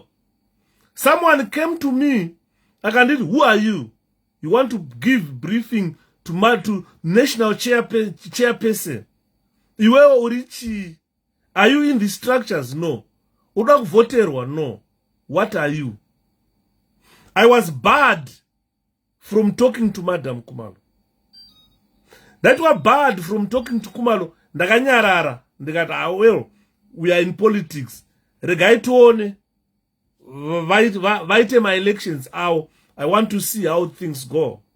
But ashika kuholke kwendakabva ndanzi, iwewe ita MC. Ndobva ndanzi ndite MC. Saka ndaingotaurawo zvangu ndichingotaurawo paipa ndichingotaura. Ndakataura kuti I still remember zvandakataura, ndakati kune vanhu, guys, kana uchinge wanziwa wadyiwa panapa hapana a loser. Pama elections edu MDC, we don't have a loser here. But my positions are limited. We cannot all occupy those positions. Inini ndotoda opposition, but kana pane munhu ari better than inini, I pave way for that person kuti apinde party iende mberi. Ndiyati a good example, pa 2014 Congress paya, President Chamisa vakaita, angasata president ipapo. Vachamisa, zaza president. Ndiyati vachamisa, President Chamisa, vakapinda mu election ye 2014, but pa election ipapo pakabuda results ekunzi president vedu vadyiwa. Vachida kuita Secretary General of the party. Although we know what transpired on that day.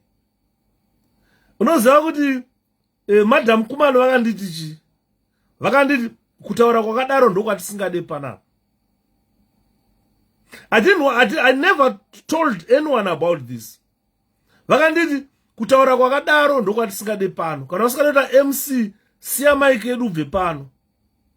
Because iwewe hauna position in party, you are not contesting. And hauna anything that you do in the party. Unoziva kuti inini ndiri munhu wekuti I had my part at heart. Ndakati inini, no matter what words she's going to use against me, I am not going to say kuti handaramwa nokuti tabvita Khumalo anditi zvakati panapa. Andina kana kumbodaro. But I apologize. I know Madam ndine urombo. I apologize pane zvandataura kana zvakugumbura. But I was telling people the truth. Inini ndonzi mafira kureva. I was telling people the truth that we don't have a loser in the party. Positions are limited. Our President Chamisa today, vainzi vadyiwa na Monzora. But when the time came for Chamisa to be president of MDC, hazvina kumbonetsa, zvazviri zvaMwari. Otherwise, dai vaChamisa vakaita Secretary General, kutaura kwatiriita pamwe Chamisa yakadai akafa. Andimona. But ndaitaurira vanhu kuti vaone kuti even if panapo kanzi wadyiwa election, hauna kudyiwa election. Wangonzi, for this position, you can't hold it at this juncture. But your time shall come to hold that position. I presented this in an intelligent manner, but did not go down well with the chairwoman of the party. Vakaita hasha vakapupuma. Vakatotita siya Mike. Anditi maona. But zvandaitaura inini ndezvekuti pavanhu vaivepo pane ndakazotaura naSamanyanga after that election. Samanyanga akati unoziva kuti Shepherd vanhu MDC ava vari muno, these people are very stupid. Ndikati indau zvikanzoona pandabva kuLondon ndauya ndine bhazi rakazara vanhu vangu vese vapinda kunovhota. Vanhu vatatu akaronga kuti vapinde mapositions MDC yacho vese vapinda mapositions. Saka I remain in charge, or I remain in control of this organ. Urikuzwa mashoko iwayo abatei. Samanyanga akandudza akati vanhu vangu vese vakabva kuLondon nebhazi. Vakauya vakaseta vanhu vavo vaiti ningi rinopinda position yakati, ningi rinopinda position yakati, ningi rinopinda position yakati. Vadaro bhazi ravo ranga rakazara vanhu vaenda kunovhota vese. Vakapinda vese vakanovhota. Pakaiswa executive yeUK, which was dominated by Samanyanga, although he was no longer a chairperson. But his influence and control can still be felt in the new executive. Ndosaka uchiona ndakabvunza vanhu ndikati, do you know why musangano wafa muUK? Ndikati because someone is in charge of the executive, not the chairperson. Ukaenda misangano yavo kutukana, kupopotedzana. Musangano hombofa ukaenda mberi. Boss, he pull him down. Chairman atimudi, chairman akazoda. Every time chamburuka akadai. Organizing secretary modern akazoda. Modern azoda. Every time vanhu kupopotedzana kutukana. Musangano is not moving forward. I think munomu, besides vana Sanderson Makombe, nana Tafadzwa Msekiwa, and some other guys, very few guys vari muno muUK. I think I am probably I was the most senior person to have held a position in Zimbabwe at a district level, ndiri an organizing secretary. Ndaive munhu ainyazonzwisisa musangano. Ndaive munhu ainyazonzwisisa how politics MDC dzaifamba sei. Kana pakauya Madam Khumalo pandaida kuvabriefa ndaifana kuvaudza ndaitire intelligence ndandabata kuti mukatamba apa pachaitwa so. Saka nyaya iri apa kuti elections afambe zvakanaka. Ngatidai. I had the plan already. Ndaitoziva kuti hapana munhu anoinfiltrate anopinda apa. But I was never listened to. Today we are crying. Musangano wafa muUK. Kubva kupera kwakaita COVID kusvika nhasi, asana muzwa pakadaidzirwa musangano kunzi COVID yapera for almost a year now. Hapana patakanzwa pakadaidzirwa musangano kuti COVID yapera. Tikukundwa nevanhu vemabhendi.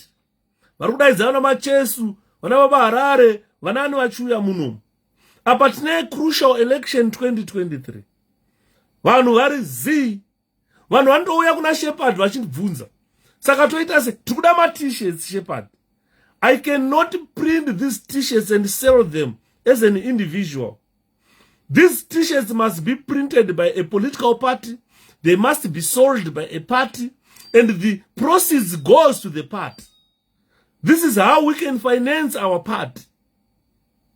But urunzwa kuti vanhu vanouya kuna Shepherd youth. Dai ndiri mbavha.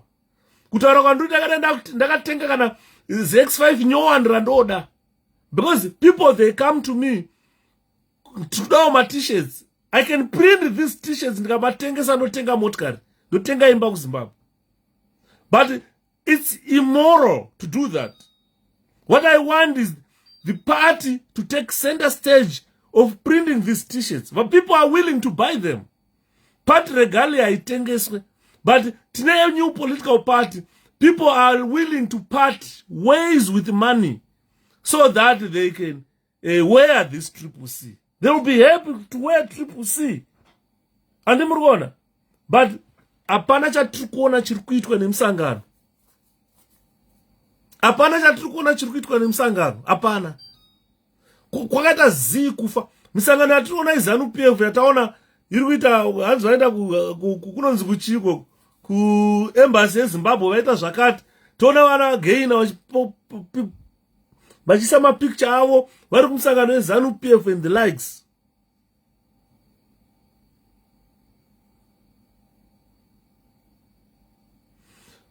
Ndo zviri kunetsa Q. Did you listen to what I said? Chamisa is not allowed to campaign in Zimbabwe. 𝗶𝗶𝗃 is allowed to campaign. 𝗵𝗵𝗺𝗃𝗃 leadership, they can't go and mobilize people. Mana 𝗄𝗶𝗃𝗲𝗃 musuno wangu akavharirwa. Bitanga akavharirwa musuno. They are not allowed to campaign, these guys. 𝗶𝗶𝗃 campaigning paanodira. Saka vanhu havasi kuziva kuti ukabvunza Jonathan Moyo kuti 2008 maive nekasonga ingobuda every 5 minutes hondo minda hanzi ivhu takaritora nehondo takaritora nehondo every 5 minutes paZTV nepaTV kasonga Jonathan Moyo ikakakairidzwa every 5 minutes kekuti nehondo takaitora ivhu unosvika pakuve propagandized. It's a propaganda that is being put in the mind of the people. Unozati songa naisinganakidze ukaramba uchiteerera uchingoinzwa iwe usingade kuinzwa, you will be conditioned to that song and you will think that song vanhu vakapedzisira vakuimba Zimbabwe yese ivhu nehondo because kasonga kairidzwa every 5 minutes paZTV paZBC. Asaka mbudzi dzahopo dzatorwa here. Ndifunge vati vari kudzoka mangwana kuzodzitora. Saka gaitiona kuti mangwana vanouya vachitora ngani. Andiri muri kuona. Saka uri kuona kuti the way she is always interacting with the people, obvious, it's a way of conditioning the people. Vacharamba vachinzwa iye achitaura, vacharamba vachiona iye achitaura. Pamunosvika pama-elections kunoita, kana akauya akati ndio candidate yatoda, hamurambe. And hamukwanisi kuramba because anongouya nemari, ZANU inongomupa mari to fund provincial executive yeBulawayo. Mpana hauna imba iwewe, uri kutambura 5,000 anotenga stand. Iwewe mari yakatendera zvakati. Candidate yatiri kuda muno mundiningi. Izvi ndakazviona kuMDC zvandikutaura izvi. Zvandikutaura panapa ndakazviona kuMDC. Hachatauri mazita. But matauriro andiri kutoita pana ari kutoziva zvandiri kutaura pano. Kuti candidate nhasi inofamba muconstituency ichishanda ichitaura nevanhu ichita sei, achishandisa motikari dzake achitora vanhu achiunganidza pachiita sei, achifoma mabranch achiita sei. Musi wekuti akuda kuenda kuma-elections pakudiwa member of parliament, that candidate obvanzi aiwa uyo hatimudi neexecutive. Tikuda ningi nekuti ningi akaita zvakati. Motodaidzwa sedistrict kugara pasi, terera imi.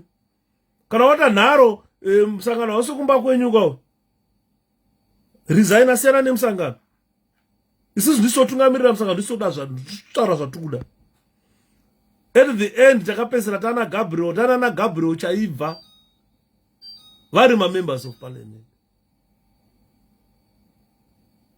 Nenyaya yekunzi executive yati zvakati. Saka tiri kutaura tichiti kana tiri vanhu vemusangano weCCC, we are a new political party that has been formed for us kuti isusu tigachire, tishande nayo political party, tiatene freedom that we want in our country.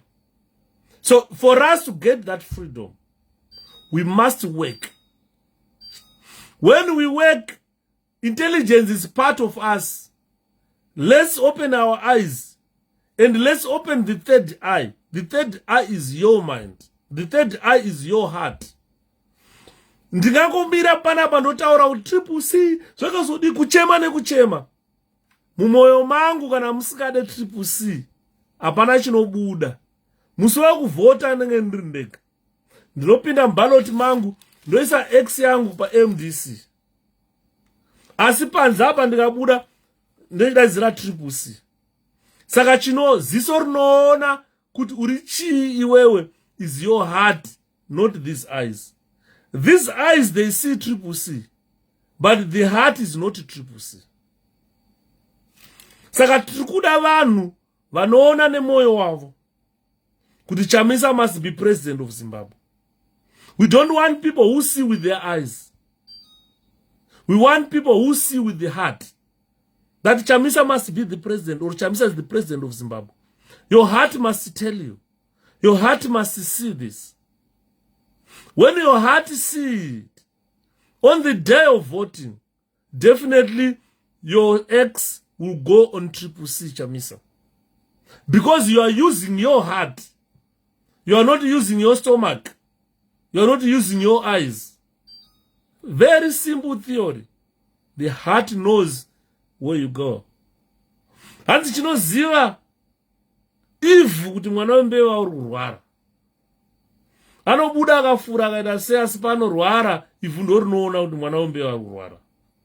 Chinoziva kuti iwe uri 𝗶𝗶𝐶 moyo wako. It's not about your eyes. It's not about regalia. It's not about what you say.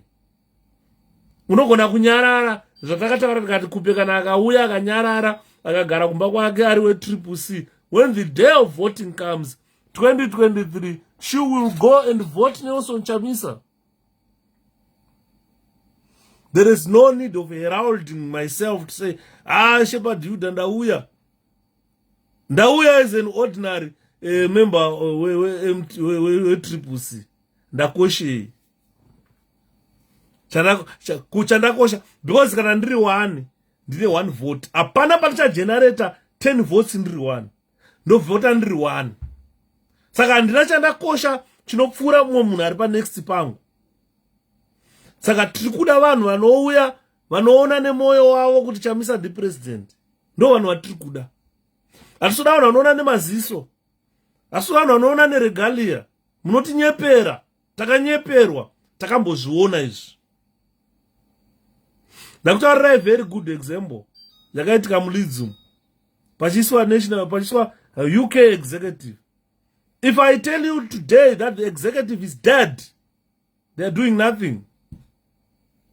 Because mune kudonzerana. Organize akati ngatite zvakati. Uyanda aiwa mpati medu atibvumirwe izvozvo. Ngatite zvakati. Uyati aiwa mpati medu atibvumirwe izvozvo.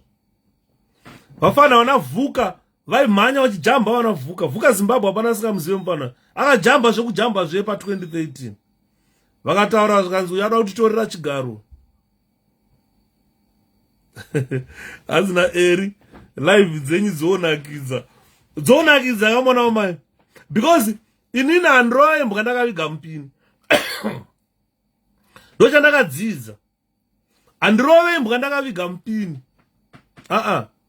Kana ndakubhura ndokuratidza ndokubhura wakatarisa, ndobhura imbwa yakatarisa. Handirove mbwandakaviga mupini. Macorruption atakamaona muMDC. Tichitaura kuti izvi zvinouraya musangano izvi. Zvichinzi kana usikade zvemusangano weMDC siyana nazvo.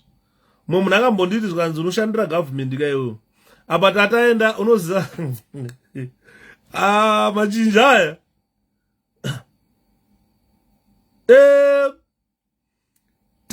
Vanhu vari kuona nemiromo ndo mistake. Kwanza munhu achanzi 𝗶𝗶𝗶𝗁 munomudii. Ane one vote. One chete hana 10. Ari one ane one. Takaenda kuHarare province vanoziva. Vanhu vaive muHarare province. 𝗵𝗵𝗵𝗁 akaenda na Monzoro. 𝗵𝗵𝗵𝗁 angari chairman weHarare province. Vana ticha munyanyi vari masecretary, vari maorganizing secretary. Vana tichaona munyanyi vaya. Taive nana baba 2 kari matsenga.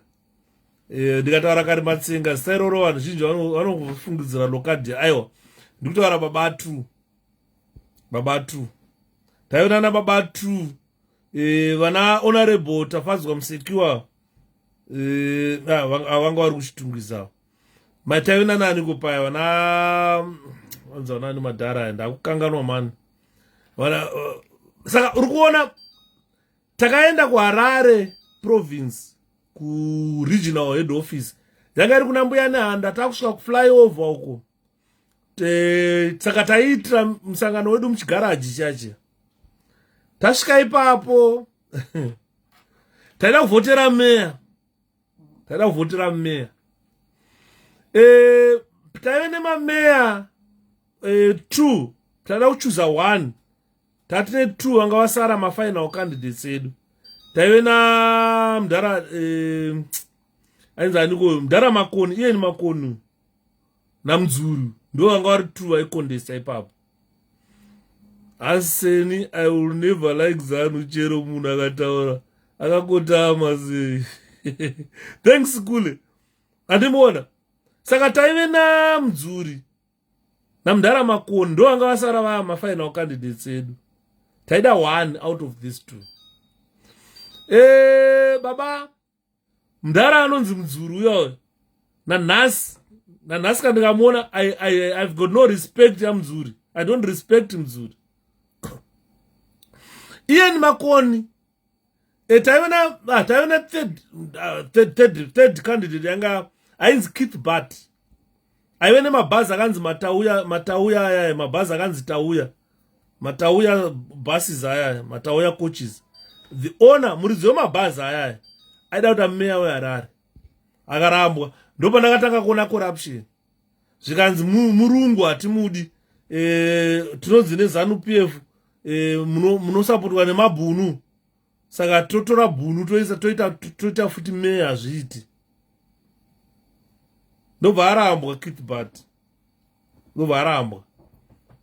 Motikari yandaifamba nayo inini Mazda B16 yanga iri B18 B18 yanga iri new car yatatakapuwa naKithi yataifamba nayo tichikambenisa.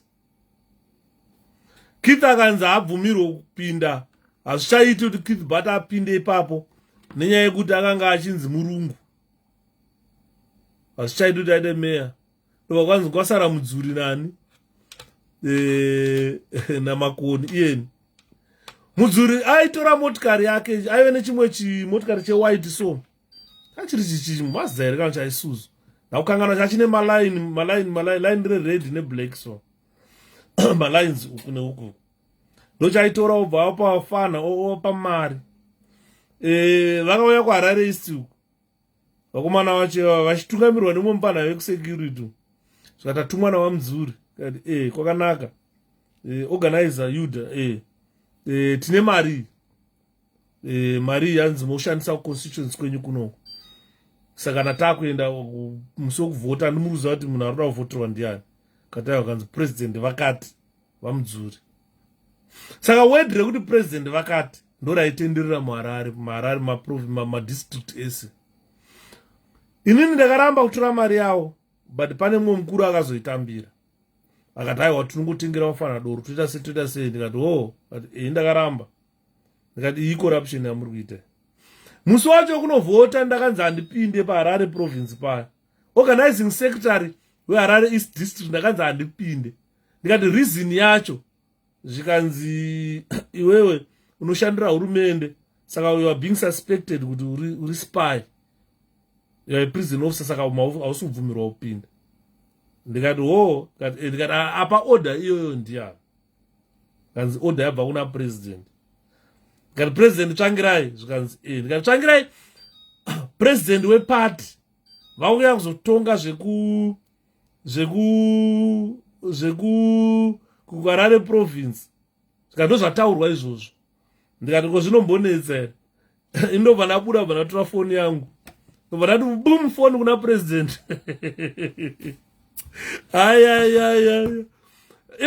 ndobva ndati boom foni kuna president ndobva ndataura napresident kati ndatonzi inini handipinde zvikanzi adaro ndiani.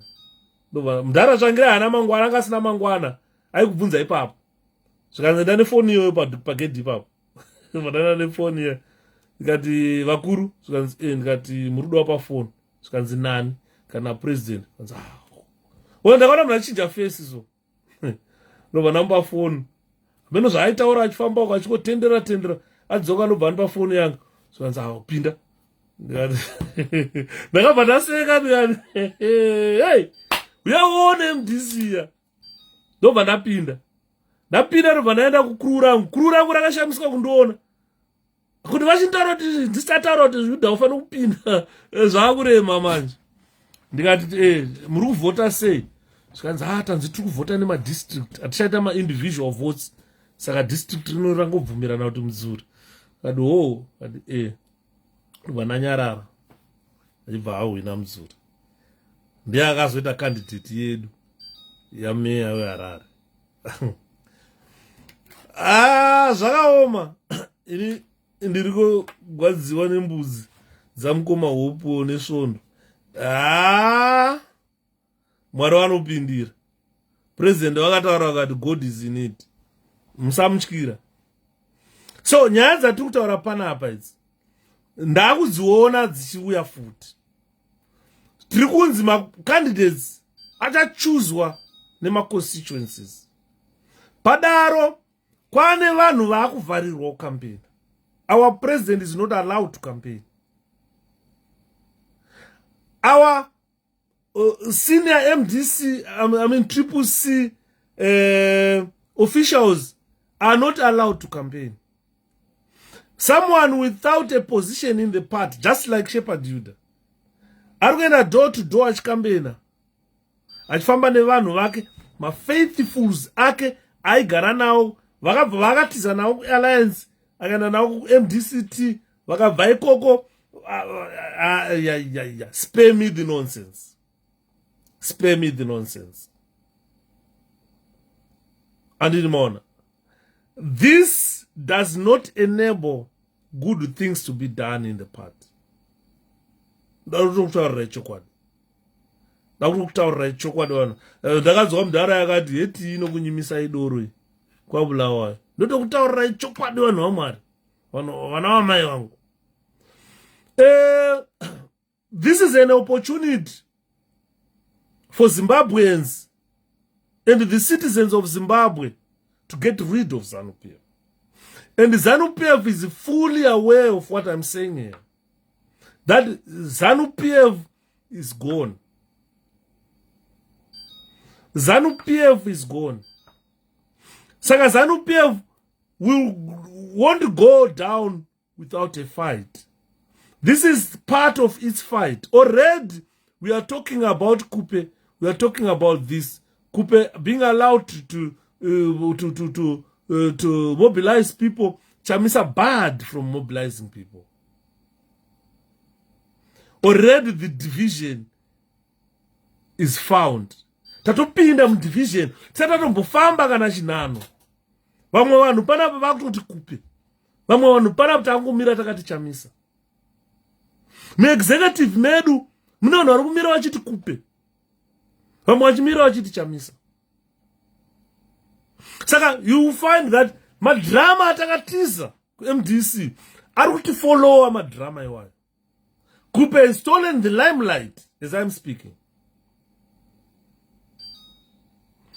This is why I'm saying people must be concerned. We must use our heart, not our eyes. Hanza ane 45,000 vanhu tomuda ne 45,000 zake. Amusati maona imi. 45,000 in Zimbabwe. If you talk of 45,000 people who voted here in 2018, this is 2022. Every day, a Zimbabwean idol reach age of 18. You would have voted. For the past 4 or 5 years, count how many people who reached the age of 18 were eligible to vote now. And those people who cancel out that 45,000, you think about. ndo nyaya tikutaura iyoyo mukoma Nelson yekuti vanhu you think kuti hanzi haana chigaro haana basa.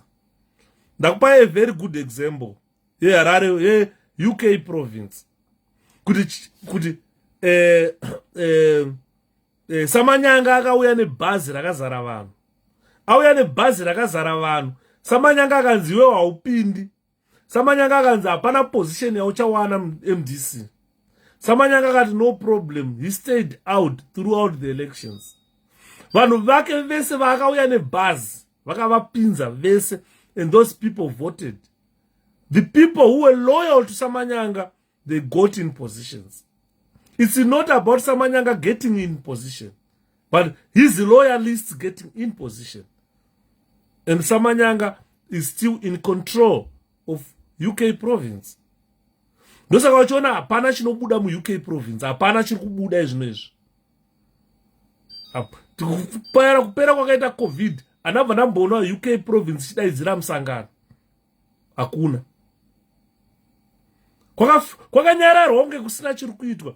Ma-activities ari kuitwa munomu ndeZANU-PF. Ma-activities 𝗏𝗶𝗃 handisandambomanzwa. President vakalauncha 𝗏𝗶𝗃 about 3 months ago. Today, if I ask the executive yeTRIPC iri mu-UK, kuti kubva pakaitwa UK 𝗏𝗶𝗃 yalaunchwa, ndepapi pavakasangana pavakaita musangano. And chiri kukonzera kuti vanhu vasaite musangano chii?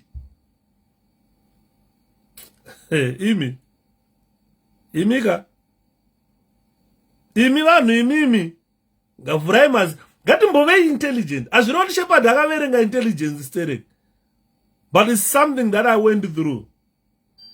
I quickly see things. I analyze things as they are. UK province kubva 𝗏𝗶𝗃 yalaunchwa, mune interim executive muno. Pane here musi wani wavakambodaidzira musangano kuti vanhu ngatisanganei. Nanhasi ndosipana pamazwana achitaura kuti dai ndiri mbavha kutaura kwandiri kuita ndanota nemari. Ma-t-shirts aya ingadai ndichiprinda as many as I can. Muno mu-UK ndozandikaprinda these t-shirts dzikakwana 4,000 dzinopera kutengwa dzese. Ndoita 20 pounds one, ndane 80,000 ndakunotenga imba kuZimbabwe. Party no benefita chii? What does the part benefit? Ukaona ndakudaro ndakuroya, ndamuroyi. Because ndakudya pasiri pangu.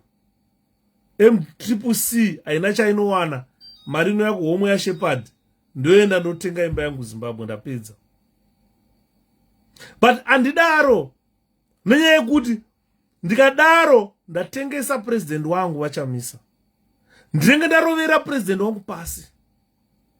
Kuti paari kuita effort to build, inoita effort to destroy. Ndenge ndakudestroy. Bata ipapo.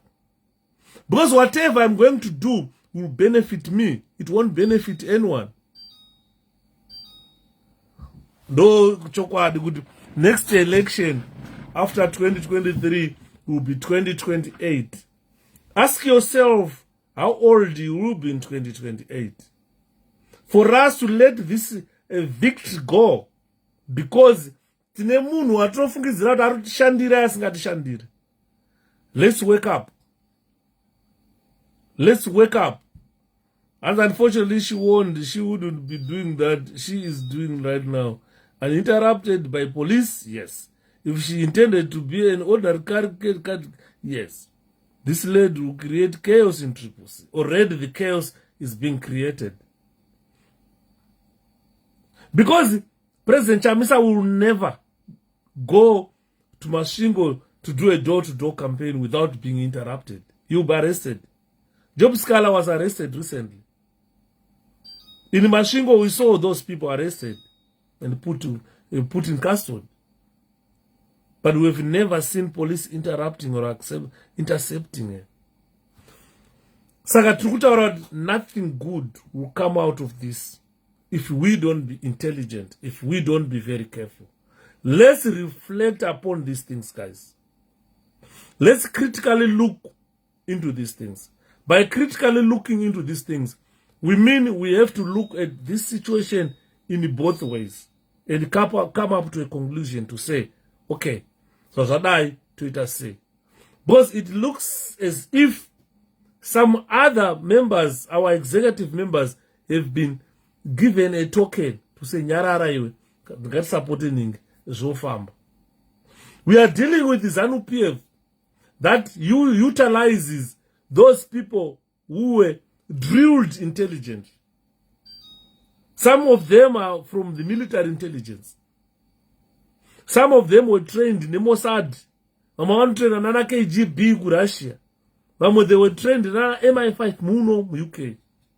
Saka tiri kudhila nevanhu vanoshandisa ballpoint nenjere nepaper. Vanogara pasi voona zvinhu, vostrategize, voimplement, voevaluate, vozobuya neconclusion yavo.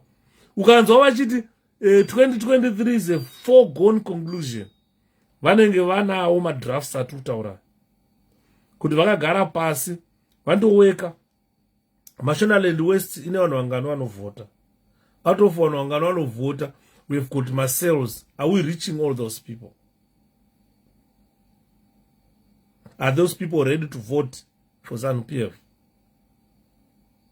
If it means ZANU-PF is not going to be voted, so what can we do about it? And who is going to do this? Why? When? Critically analyzing a situation, we are looking at 2023 elections where President Nelson Chamisa is going to romp to victory. He is not going to romp to victory because Dataura would pinda into victory. No. We have to sit down and ask yourself, what do we want to achieve in 2023? What do we want to achieve? Who is going to do what? What is required? And where can we get the equipment or the material that we want to utilize on this? And who is responsible for that? And when are we going to say, yes, we managed to get 2023 results? These are some of the things that these guys, when they sit down, they think.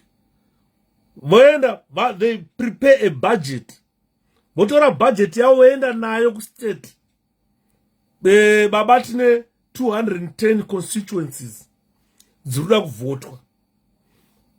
Pa 210 constituencies, muHarare tine problem yekuti vanhu avambofe vakavhotera ZANU-PF. But we've got my constituencies which are likely to be swayed by the need of those people who are there. So when they go there, they know what you need. Kana muri vanhu vakaoma musoro, they bring you violence, they beat you up. And vanenge vatone order yakatonyorwa kunzi in that constituencies area yakati ndo inonetsa, go and kill one person there or two people. Obvious, vanhu vanenge vakutya, we've won that constituency. And who is going to kill those people? Zvinonzi apa hazvinetse, torai zvafana zvoborder gezi zvazve, mota musiyaiwo one musoja one anovatungamirira, mwapa doro mbanjedzi, go. Madrugs amunoona aya ari kutengeswa nestate. To drug those people, go there, kill people. And kana vauraya paya vanongonzwa kuti hamuzoona vauraya ndiani, munatofa. Pakunzi ZANU-PF ikauraya, mapurisa akauraya ndiani, hapana anobatwa. Handiti maona. Nanhasi ukabvunza kuti pavanhu vakaurawa vese ndiani weZANU ari kujera, hapana. But we lost about 13,000-14,000 people were killed since 2000. Saka zvimwe zvinhu mastrategies andogarwa pasi iwayo otoimplementwa. Isusu tiri strategy takatarisa kunzo right, if we send Kupe, are these people going to accept it? Kana achienda kwakanoenda akabati, what do we need to give her? Imwani imboona imani. Bonai. Kudesnezi, people are deliberating on these issues. Misunderstandings are rising. Important, we have got an important election that is coming, which we should know. By now, we shouldn't be talking about who is who. We should be talking about what we need to do. But we're spending time talking about these campaigns. Kupe goes uninterrupted. Chamisa never. Bondo never. 𝗏𝗶𝗃𝗲𝗏 will never go uninterrupted. Ngonzi skala pfura apa atobatwa. Madzibaba veshanduko kungopfura vakapfeka gemenzi ravo yero vatobatwa vavharira. Vamwe vanhu vanofamba vane matishets tauni yese akaita yelo hapana kana musi vanovhunzwa nemapurisa. Vanotopuwa order yonzisiyanai nawo. That is a man on a mission. Andimona. Saka tiri kutaura zvinhu zvekuti you guys must understand. Very simple intelligence. Apana intelligence dzinoda Mwari kuti apindira. Zvinhu zvinoonekwa nemoyo wako. Ask yourself inside there. Zvichazvatirikuita. What do you want to achieve? Anozonzwa mwana wakutanzi you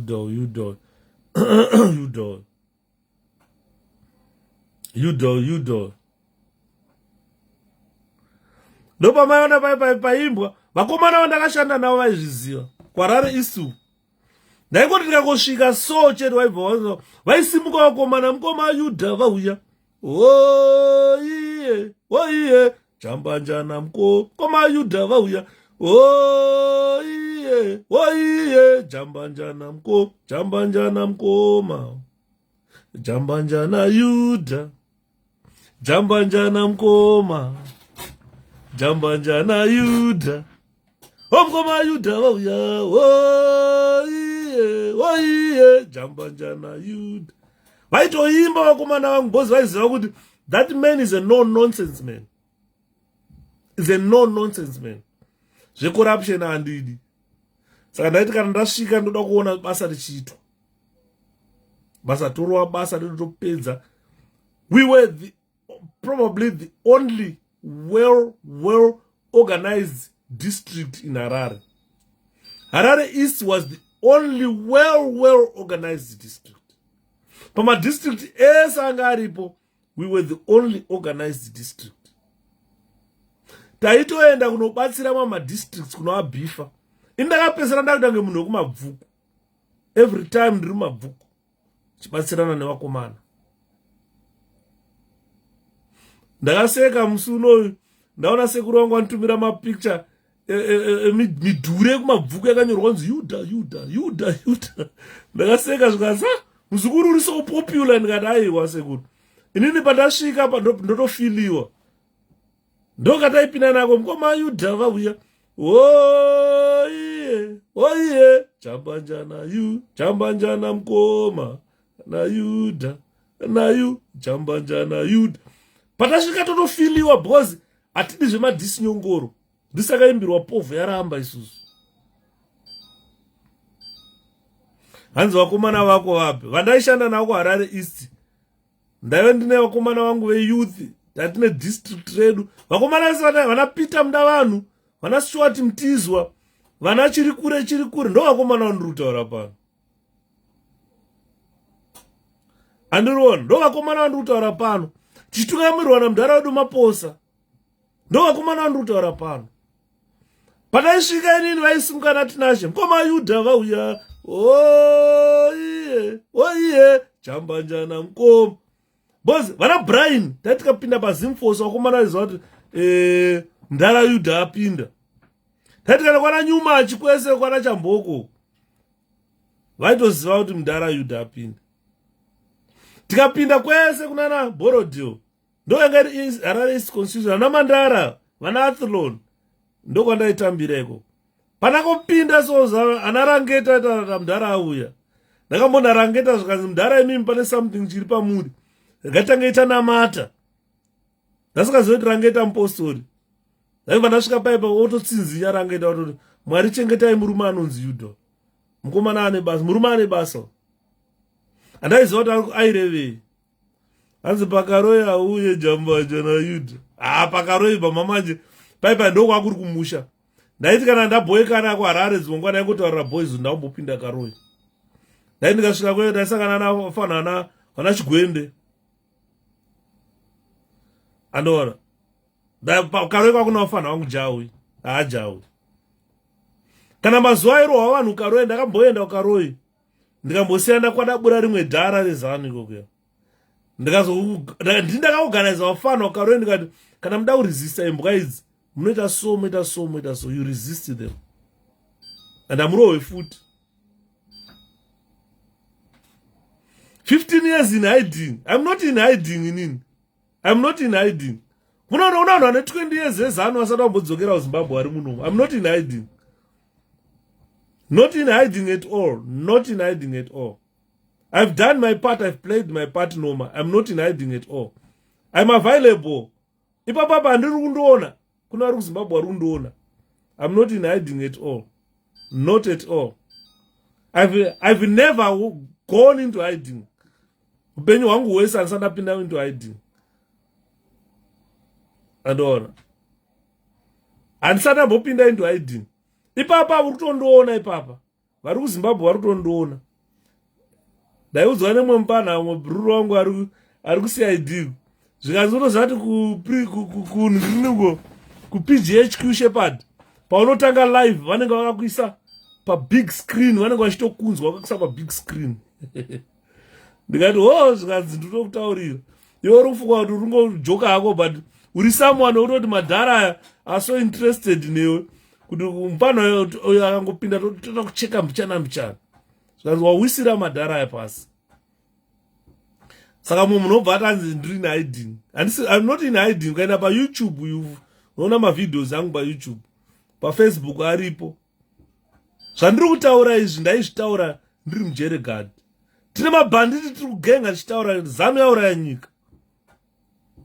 Vanhu vaniti uchaurayiwa ndikati handifi ndiripo. Saka ukati in hiding uri kunyepera vanhu. Hanzi iwe using a bit. Ndokushaya ndomutaurira kuti chii. Nainoma. Ini ndandiri organizing secretary. Rega ndikuudze, as you have played no part. I've played my part. Ndandiri organizing secretary weHarare East District. Biti akazouya kwandiri achida kuita member of parliament. Kana uchida mufonere Biti umubvunze. Biti akauya kwandiri. Handina kuenda kuna Biti. I've never been using a Biti. Akatoya kwandiri. I was an organizing secretary weHarare East District. As that hidden camera yawatumwa na Biti, not na Biti. Biti ukatomubvunza. Unaona vanhu vasina knowledge vanonetsa kuexplainera zvinhu.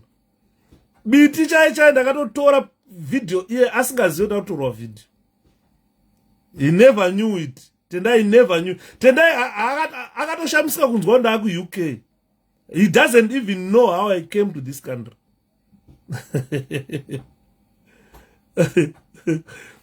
Biti nanhasi kana kamubvunzwa shepherd akaenda ku UK say he doesn't even know. My president Tsvangirai never knew.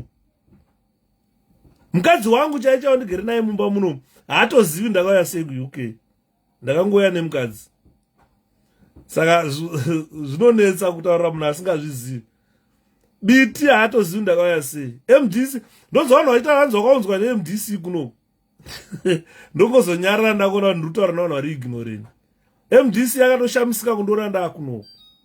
Tine vanhu vakawanda vanotiza muZimbabwe vasina kubva vambounzwa nepati. MDC yakatoshamisika kundoona ndakuno. Hana kunzwa neMDC. Hana kutombounzwa naBiti. Tende hatozivi ndakauya sei kuno. Doesn't even know. Muzazofurira vafana kuZimbabwe moti kuenda kuna Biti anokuendesa ku UK zvakaita shepherd. I was never brought here na Biti. Not even a day. I don't even know Sendra Tendai. Kuda kumutsanangurira anzwisise. Vanenge vatumwa kavana noma, vanenge vatumwa nezano. Saka ngativataurire vanyatsonzwisisa. Kuti when I came to this country, I was never brought in this country by Tendai. That's the first thing. I was never brought into this country by ZANU-PF. by MDC.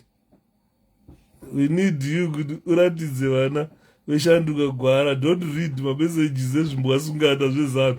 Aiva vanenge vatumwa. Saka the good part sekuru is kuvataurira chokwadi. Kuti vakatora biti vakamugadzika vomubvunza kuti tendai Yudha akaenda sei kuUK hazi. Ndosaka achitaura kuti some people vanongoleka intelligence. Adora. Ini ndotapirirwa because I know things in advance. I know things in advance. I know things in advance. Ndako nechingwa chezana. Ndo vanokandirwa chingwa kunge hove. Chingwa. Ini ndakazviramba izvo. Andiri. Ukana ndotamba tsoro ndakuisa move. Kazhinji kacho ndobuda bhobho. Handise move pese pese. Kana ndakuisa move. Iwe. Okoyo. Andimona. Saka ndonyaya dzatiri kutaura. Dzekuti vanhu veZANU-PF ndosaka muri kuona vana Nomao. Anenge achipiwa $10 a week. Ipapa ano screenshot andanyora zvakati pana Yudha. Upiwa $10 a week. Hakuna nyika kwainoenda nevanhu vakadai. Hakuna. Hakuna nyika kwainoenda nevanhu vakadai. Azike imagine kumangochi. Ngochi vachibvunza kuti general. General mangochi unokuziva here mupana. Iwo hausi ngochi. Hamusi muyawoka. Kayemba hasi chiyawo Kayemba. Uri mutumbuka. Vanhu vanonzi anakayemba havasi mayawo matumbuka. Ndakumudza zvekumusha kwake manje mufana kuti hakuna muyawo anonzi Kayemba. Hakuna. Aya matumbuka ndo anonzi matumbuka. Ukaenda kuMalawi vanakayemba unoona nana Mugabe. Vana Mugabe vanonzi vana Mugabe. Vanonzi ana Matibiri. Ukaenda kuMalawi vanooneka kuNorth Malawi. Ava ndo vanakayemba kazhinji kacho vekuNorth Malawi ndo maZambians aita hondo. Vanozviti maZambians. Vamwe vacho vanozviti they are part of maCongolese. I don't respond vana Bhangu. Thanks Chiko. Saka regai titaure tichipedzesa naye. Manzwa kuti andidhora pano kwadhoa panzi kwauya pizza. Nhasi ndozvibaya namandichera. Saka nyaya yatiri kutaura paipa ndeyekuti inini I don't just talk, but I pick certain things to illustrate. This is the difference that you find on this platform. On this platform, atrove imbwa takaviga mpini. I will throw imbwa takaviga mpini. I pick certain things for illustration so that people understand. When I talk, I concentrate on certain things that I know Zimbabweans they want. We are looking at a 𝗶𝗶 as a new political party. This party is the only party that is going to succeed ZANU-PF. ZANU-PF on its own is never going to make anything better for the country. Don't ever be hoodwinked by ZANU-PF to think that if you give them 5 years from now, they are going to better your life. They will never. They have been there for 4 decades plus. All those 4 decades, they never even fought to better your life. Instead, they go around vachitirimbinga. Vachitirimbinga because they have oppressed you. They had a privilege to the state resources, state coffers that destroyed the government. This is why I am saying, ladies and gentlemen, that it's high time we should look at things in an intelligent manner, in an intelligent way, where we have to learn to say, this is a no, that is a no. Tisadzipwa neganda remhuru. Kana iri no kwatiri, let it be no. Let it be no. Akabviswa umandara kuboda gesi. Ngoma Alfred mandufungisa. chakuudzai nyaya yeborder gaze one day. Thanks mukoma Brian Kaswa. Tinoda kutaura zvinhu zvekuti because as it stand guys ra President Nelson Chamisa already has won the 2023 presidential election. There apana chinogona kumisa that win. Apana chinogona kumisa that win. Apana chinogona kumisa that win. Hanzi ndoiswa pa big screen. Handuto kutaurira. Ku army kokoko ndine vafana 3. Vafana vangu vari ku army. One wacho ari ku army headquarters. The other one wacho my ex akafanga ari pa army je gandikuratidze. Regandikuratidze. Akanoma. Regandikuratidze my ex. It's very unfortunate kuti akarowa pasi. Ningirina yacho yakadeactivate. Ingadaenda kuratidza. Kuti paunofunga army kwacho kwaunofunga koshamisira ikoko. Ndogara dai pasina kuti vanhu vangaona mangirini mazita panapa. Ndaikuratidza ku army kwacho kwaunotaura ikoko. Hakuna choshamisa takabva neikoko yakwe. Adona. Mira tone man. Account yakaningirina sei. Dakuradza ex wangu. Yakadeactivate account. Yeah. Regandikuradze ex wangu. Uyu. Angari W01 pa army head office pepe. Uyu.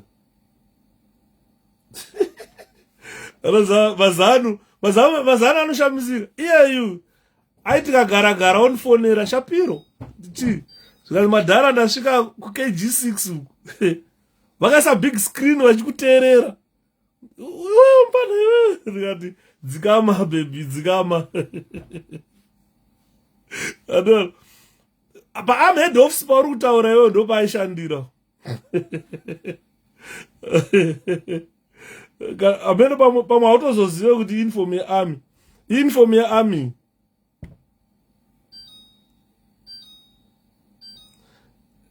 Ndiye mwana wanakadaenda karoora. Noma tisanokuudza. Ndangozvitaura hangu semunhu asipo. Ndangozvitaura semunhu asipo chete. Panga aripo hana kana musi wandakambozvibufura kana 1. Ndakangonyarara bozi ndaiti chandoda muarmy head office. Ngobata nhare. Baby ndeipi. Watanga Shepherd watanga.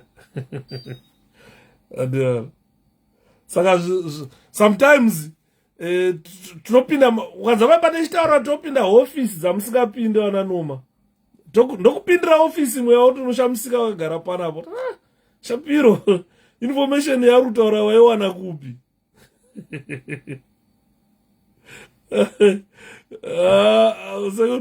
Azimurakidza hakungomuratidza kuti angoziva zvake. Nomuratidza kuti paanofunga kuti hatipinde pa-army head office ndo paishanda. Ndakazonzi nemumwe munhu zvikanzi iwo mukadzi wautaura unomuzivira kupi? Ndisiyana nini iwe. I'll raise your point today on Zoom chat in Australia today so we can spread the word everywhere. Zvakanaka. Saka urikuona zvavanoita ava vakomana macivilian nga vanofunga kuti zvoshamba isi topinda chero vana Yudha. Topinda chero. Ndini munhu 1 asina kuchema musi wakafa border gaze. Triple range vanhu vakakanda pfuti pasi maiwe kani yawe. Ndakatopakatira chisikana changu ndikataura chemai tinzwe. Muri chemani border.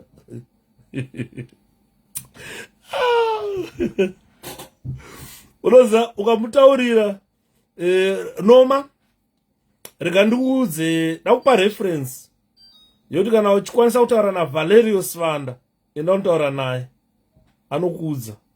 As mukoma Yudha, you need to be protected. You have all information. Thanks Nduna.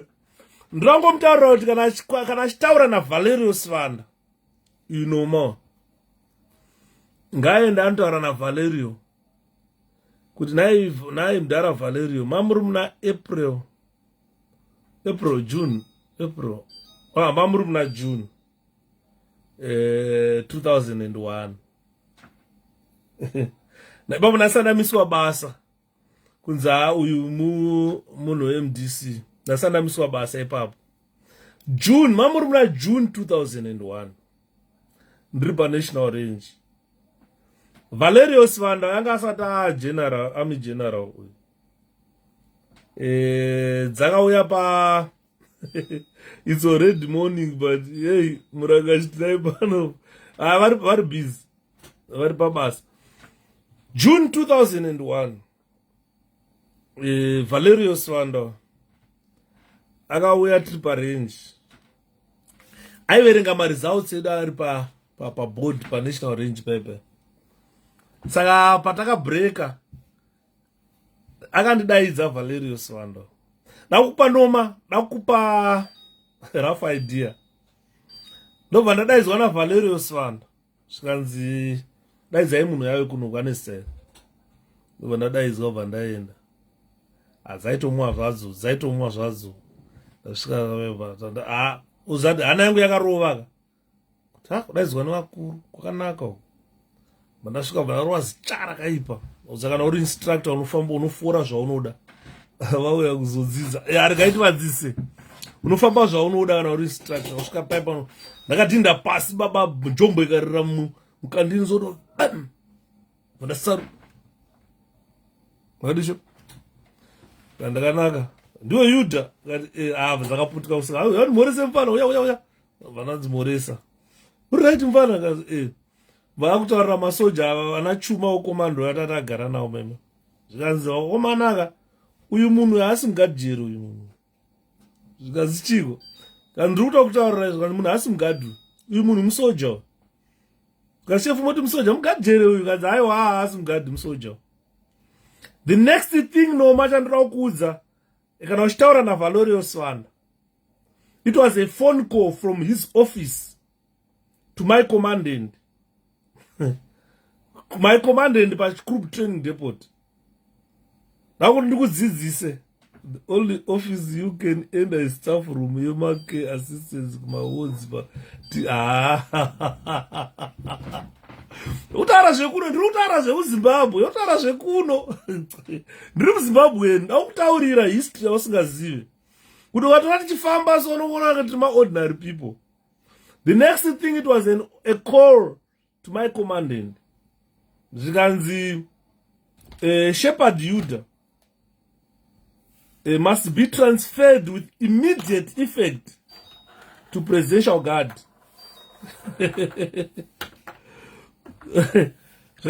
With the immediate effect, Shepherd must be transferred to presidential guard. Ndovanata presidential guard. Saka chef wangu wakandaidza vakanditi ndo message yabva ku head office iri kutsvaga Shepherd Yudha, hanzi vaValerio vakarekomenda kuti utransfer kuenda kupresidential guard. That was 2001 muna June, I still remember. Saka chef wakati chigara apa titaure Yudha, vandagara uruda kuenda here? Ndikavati kana chef ndoenda army kunoitei. Uri kuda kuenda here? That's my question. Ngati no, indaitoziva zvigure zvangu, dai ndakaenda kuarmy ndakaurayiwa, ndaitoziva zvigure zvangu. Apa boys aipusha mani, ndana mudhara achifamba ndana mudhara akaizanira zimejari arainzi raindifarira sterex blazi iro rero raindihamba nayo kana hausimugadhiwe rainzi aniko zimejari ari ndaukangana sararuma ndikafunga ndichakutaurira. Ndokubva chef vafona back vakati chef Yudha is an instructor, ndo vakomana vedu vanotibatsira. Saka tikaruzaona vakaita sana Yudha taitakuwadza training department redu because our ma-tacticians noma haatozvizivi zvandiri kutaura. Special tactics SWAT kuti chii haazvizivi. Ozakaudza musivhireni kuti ndakatrena SWAT, andakakufunga kuti chii chinonzi SWAT. Ndakazonzwa nemwe ainzi aniko uyu, ainzi nakukanganwa mazita mani. Beta pane mufana uyu akanzi Abel uyu ari panapa, nyaya dzandiri kutaura dzaanodziziva. Akanzi Abel pano anodziva nyaya dzandiri kuudza idzi. Zvikanzi ainzi aniko mupana yanga ari komando, zvikanzi nashefu, zvikanzi toita sei, ndikati hazvichaiti shefu, handiendi. The following day it was a phone call again. Zvikanzi order iri kubva kuvakuru. Saka shefu wakanditi iwewe enda kupresidential guard. Unonzwa kuti chavaronyanya kuda mauri chii. Saka ndakaenda ndobva ndanosangana nameja ainzi Meja Nyaruwata, mudhara ainzi Nyaruwata Meja. Was a very that man was a soldier. Takasvika tikapinda muofisi maMeja Nyaruwata, tikagara pasi. Dzakuntaurira what I will benefit kuarmy. Ndikajoina presidential guard and dzikantaura kanzi haunetsi, you are an instructor. Kangouya apa unongoenda kubasic army training chete wokudzoka watopedza because zvimwe zvese zvauna problem. Presidential guard yangufanira chine prison magard jera. Kanzi magard jera shepada chavanongoita chete basic army training yokuti vanongoenda but maduties avo ese ma-VIP protection zvese zvawakaita zvese. Zvikanzi you have got an advantage, wakaita SWAT.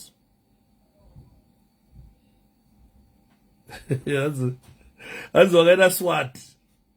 Adiona. Ndikati ndichanofunga zvikanzi go and think shepherd. We don't want to oppress Sampana, but give your opinion. Kana wafa akandiudza part of training zvese. As I think you fell short of your dreams in life, you also wanted to be a soldier. No. Ndakatoramba. I refuse to be a soldier. I refuse to be a soldier. Ndakatoramba. Ndaida kuenda papa Valerio. Otherwise ndaitongosvika chibva ndatonzi rengi. But by 2001 ndakanga ndatove organizing secretary weMDC. Saka handaida kuenda iko ndasikade. Kusoja I don't see anything. Chekuti pamunga daenda kanofa Kongo. Anosara majokoto meme Kongo wewe. No akasara kwe mameja akasara myamwe. Captain akasara, sergeant akasara, na nurse they are missing in action. Anachanda imboda kwewe. Imagine noma ku prison taisanga nematsotsi akaita sewe so. Ungosvika unonzi kuseni chef mira Dipsotsi, uri boyere mudhara, chef. Apa unenge usina kana mushonga wokuti mari yokutenga mushonga weboots. Unobuda muyadhi, boots iri vai. Unoziva regai ndimbotaura zvakanakira chigadhijeri. You can't compare chigadhijeri nechisoja kana chipurisa. You can't compare. Tichisvika paRimandi prison, it was my first prison. Tanga kudzidzira chigadhijeri. Ndadzidzira chigadhijeri changu paRimandi prison. Muharare memo. Muharare ndomo nematsotsi ese paRimandi prison ndopo wasangana nematsotsi ese Harare ese. Hapana tsotsi randasingazive muHarare. Ese taisangana nawo paRidzi paipa. Uchiti uniform yangu chaichaye yekubasa. Handina musi wandakakotama kuwacha uniform kudai. Ndaingotora uniform ndoisa kulaundry. Yowachwa. Yoainwa. Kana riri jini rostachwa, denim order ostachwa. Kuama hauzviwane izvezvi. Hazviitike kuami zvandiri kutaura izvi. Handina chandaifarira kuita musoja hakuna. Ndaiti ukanzi nhasi hausi kuenda kukoti uri muyadhi. Ndosaka uchiona magadhijeri mazhinji aive nematumbu akadai so. Taive nekitchen yedu yanga iri kuNew Jail, Old Jail. Kwaikangwa chero chinokangwa ikoko. Nyama. Waito wakagara so waito kubvisa mabhatani so kugara. Kurwa sadza. Please brother Ida, let's go back to Our safeguard our people from Kupe. Aiwa ndinoda kumudzidzisa kuti aone kuti hakuna chandaida kuami. Hakuna. Waiti kana wapedza uri wasadza kwaiuya zikapu rakadai remukaka. Woti gidi. Wodikitira so ugara ubvisa hembe woti uku bhutsi iri kuporishwa nematsotsi. Chigadzera. Ukanzwa magadzera achinzi manduna. Ndo zvazvoreva zve. Nduna. Hakuna basa rinonakidza muZimbabwe semugadzera. Hakuna. Sambofa wakanyepero. Ukaenda kuarmy kana kupolisi kwaunakidza. Kungapamwe ukatomboti nakidzei mbichana pamwe kuAir Force kuti muswera muchikwira ndege. Kumwe kweso kwakana. Kuna chandochiyo. Mapurisa ndakashanda navo, masoja ndakashanda navo. I was trained kupolisi. Ndakatrainwa kupolisi. SWAT yangu ndakatrainwa kupolisi. Aiwa kukona kumudzidzisa kuti azive chete kuti ramangwana kana akutaura anoziva kuti vanhu vakutaura navo vanhu vakaita sei. Nanhasi takasiya mbiri isusu. Ndiwo ndakasiya pfumbi. Uya uone mashura. Uya uone. Ndiso ndakasiya pfumbi isusu. Adola. Nanhasi kana ndika-interacta nevanhu, like I'm interacting with Noma. Asiya Noma anodzorera kumashure. Ngoda kungomudzidzisa sekuru kuti azive kuti magadhijera ari kutaura aya. Hey, baba hakuna basa rinonakidza sere prison. Hakuna. Because kuprison hatidhile nemhuka atodhila nevanhu. Tsotsi kapinda muyadhi woti matsotsi foreign. Unogara 5-5 kudai. Iwe hakuna munhu anotonga sanduna kana. Alright. Saka nyaya tachitaura, let's go back tipedzi kubhutsi. Bhutsi iri kuporishwa eri. Inenge ichispitwa, kwete kuporisha, inospitwa bhutsi. Shangwazi taura hako Abi. Taura hako best time of my life. Taura hako mzee. Kuti hakuna basa rinonakidza muZimbabwe sechigadhijera. Hakuna kana. Hakuna. Ukangopfeka uniform yeprison. Fona pane imwe phone. Fona pane the other line rere. Ukangopfeka uniform yeprison. Ngomira paroad wangodai kupinda maoko. Dzinomira hobho mota. Ntsi. Chef muri kuenda. Shangwazi. Shangwazi.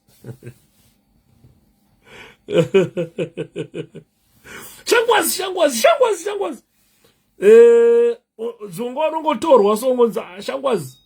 Munomwe vainwa doro vaingonzi handei nongosiyiwa mubhawa so vobhadharwa macrates ongonzi kusvika Shangwazi ava vaguta kana vasina transport mozotifonera tivaendese kumba. Chigadhijeri hakuna basa rinenge chigadhijeri. Hayi hakuna.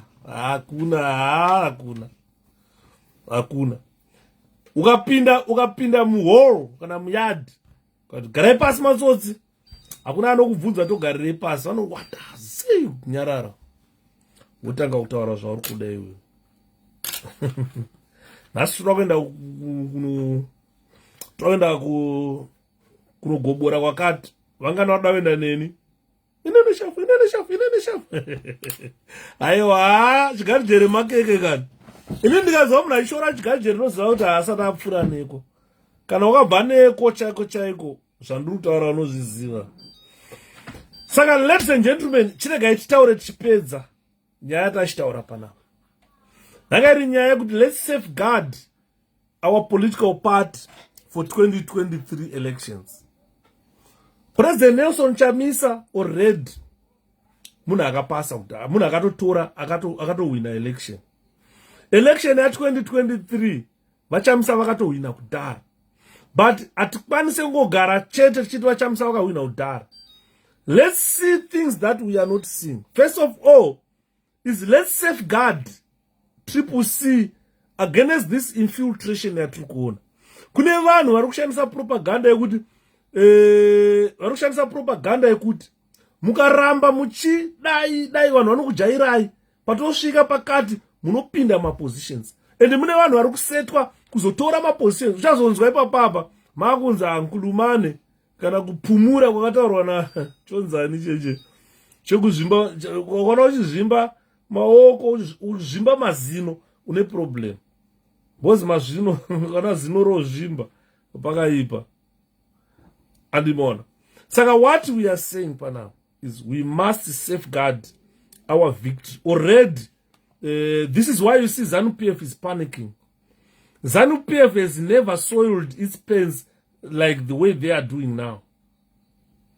They have forgotten that there is MDC. They have forgotten that there is Monzor. They have forgotten all other political leaders. What they are focusing on is on President Nelson Chamisa. This is why you see ZANU-PF today. When they talk of Chamisa, they talk of 𝗶𝗶𝗁. They talk of going to Congress. They are trying to push Chamisa to go to Congress. Chamisa's party is only 3 months old. ZANU-PF has been there for 65 years. They last went to a Congress, I don't know when. It's almost 10 years before ZANU-PF. They last went for a Congress, I think, 10 years ago. They are pushing a 3 months old party to go for a Congress. And you wonder, could it say Mvana kubvisa musikana kubvisa madziwa mwana wemvana? Anditi mona ishona yakutinetsa mazuva ano shona. Tagarisa kwatoshanda hautaure kana ne unogona kuswera the whole day usinotaura kana one word reshona. Unoshaya kana. Oh, I miss this one, man. Oh, you know, I miss this one. Miss it.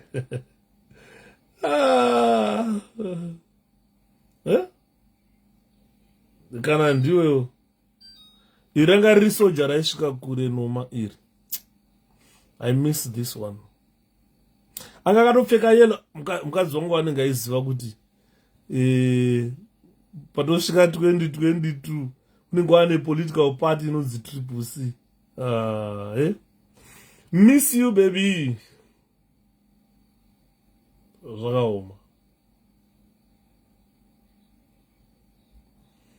Zvakaoma guys. Ndo zvinoita upenyu.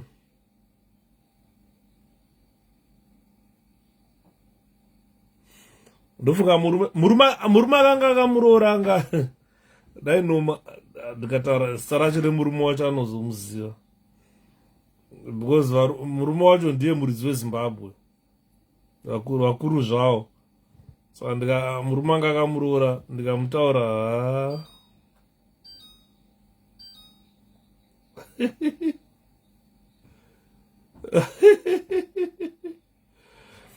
ini ndakaroora mukadzi akanaka, mukadzi wandinaye. Unoziva kuti mukadzi wandinaye panapa noma dai vangaroora mumwe vakaenda kudhara sere kudhara, dai vakaenda kudhara, but anoziva type yemurume akamuroora.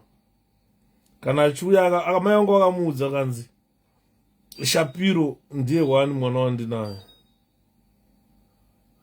Ndatuka akamusiya iwo akati uri mboko, anzi kumba kwakudhara. Zimbabwe yakunakidza. Saka and they want to impose their sellouts in our 𝗶𝗶𝗁. Those are vari kuda nezano. They are so desperate. President Chamisa vakadonedza joka vanhu vasingafungire kuti pick 5 zano iri mbumburira yashaya kuziva kuti ita sei. Andimaona. Saka nyaya yatiri kuda kutaura panapa, yatachitaura panapa, nyaya yekuti as a political party that has got majority in our country, majority of Zimbabweans support 𝗶𝗶𝗁. Majority of Zimbabweans, when they support 𝗶𝗶𝗁, we say they are on the correct path of politics. When we are in the correct path of politics, we must heavily get involved in the day-to-day running of 𝗶𝗶𝗁. The remedy that we seek at this juncture is to try and make sure that Vanatokozani Kupe are not going to cause chaos. As she is doing now, already people are talking about her. corridors people are talking about here. And so what we are saying is, as a people, we have learned from previous congresses that we did. Remember, in 2014, we went to a congress where Douglas Monzora was imposed upon us as Secretary General, and the people's candidate was removed. That was not a popular vote. And we went to Congress in 𝗲𝗄. We saw what happened in 𝗲𝗄. When we came out of 𝗲𝗄 Congress, we were already a split part. Some people who were spying on us, when we went to 𝗲𝗄, they were not given a chance. Organifonere mukadzi wangu. My way. Mukadzi uyu nasa ana kuita zvandoda. Ndikaenda mufonere. Mirai ndifonere mukadzi wangu. Mai mwana. Dzakadzimba. Pana chimba mai mwana muri avhu.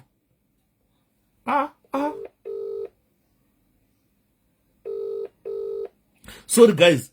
Pane zvisina kuitwa. Mai mwana. Saka nhasi mati handinwe kana 𝗂𝗶𝗵𝗺𝗀. Muda maheu here kana mutoda kudya chikafu. Aiwa ndinoda kutanga ndarowa 𝗂𝗶𝗵𝗺𝗀. Nhasi handambomwa kana maheu nhasi. Muchiri palive here? Ndiri palive ndakutopedza ndatoti vanhu vandonichimwa maheu. Alright again for to make it that or out in fridge. I love you baby. Oh, thank you. I love you too. Goala kadzi ndobuda. Hey. Maheu angasati auya. Ndimbomwa maheu kana ngadziswe maheu. Sorry guys. Ndakanga naona 𝗂𝗶𝗵𝗺𝗀. Hey. Chikafu chatakakura nacho icho chimaheu.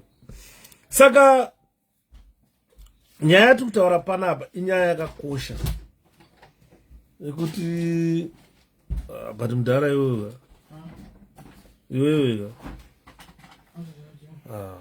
You forgotten mudhara maheu amudhara. Make sure they are warm enough and it. Why are you looking sad? I'm fine. Daki?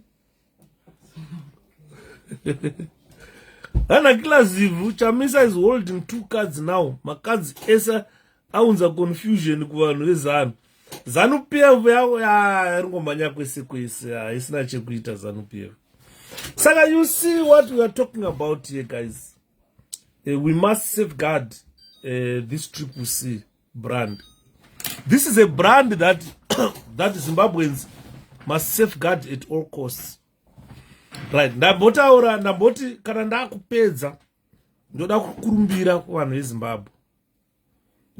I know you guys mune account yangu, mune bank account rangu. Right. Nyaya ndiri kukumbira panapa haisi mari yaShepherd yekudya. I was so touched. Ameno kana video yacho ichiripo. Ndiri kukumbira kana tikaita 10 vanhu vanoisa kana ma10 pounds kana ma5 20 pounds. Ndokuudzai kuti tinenge tawana mari. Nyaya dzema-fundraising dzataimboita dzokutoda kubatsira toda sei paipai dziya ndakadzimira. Pane zvandakadzimirira but when the need comes handizorega kutiramba tichibatsira, toda kuramba tichibatsira. Chiko chandiri kuona bana mbinga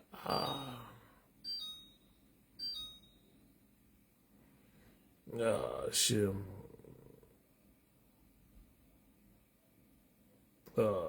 Face unai.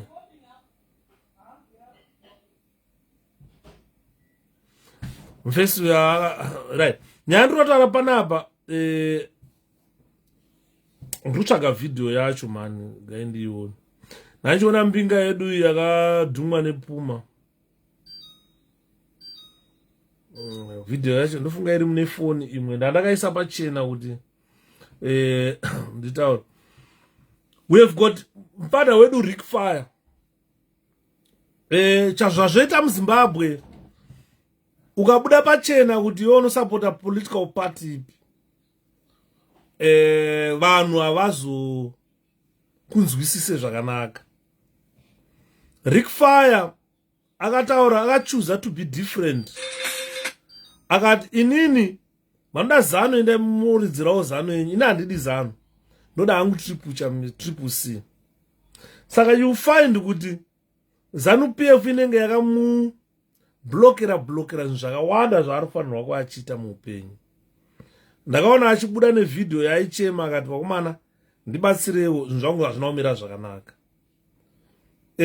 Ndoziva kuti vamwe vanoti tozodii zvakadii, but honestly ukaona munhu wechirume auya kuzobuda pachena kutaura kuti ndibatsirewo vakomana, ya iyi vhidhiyo yacho ndauya kwamuri ndichikumbira kuti mundibatsirewo even ecocash because kuti mari isvike pa$10 haisvike pa$10 pakashota $.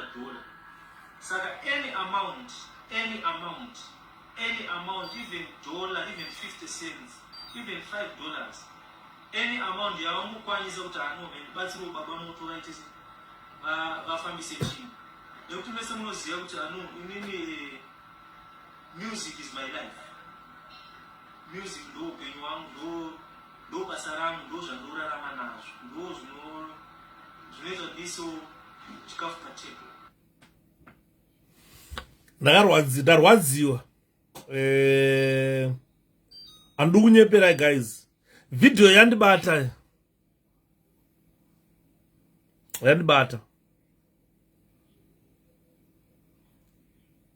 Murume uyu hazvina kumira zvakanaka. Kana munhu wechirume akubuda pachena kudai. Music ndo life yake, but avharirwa. Unoziva muZimbabwe music career inofa. Exactly, Takunda.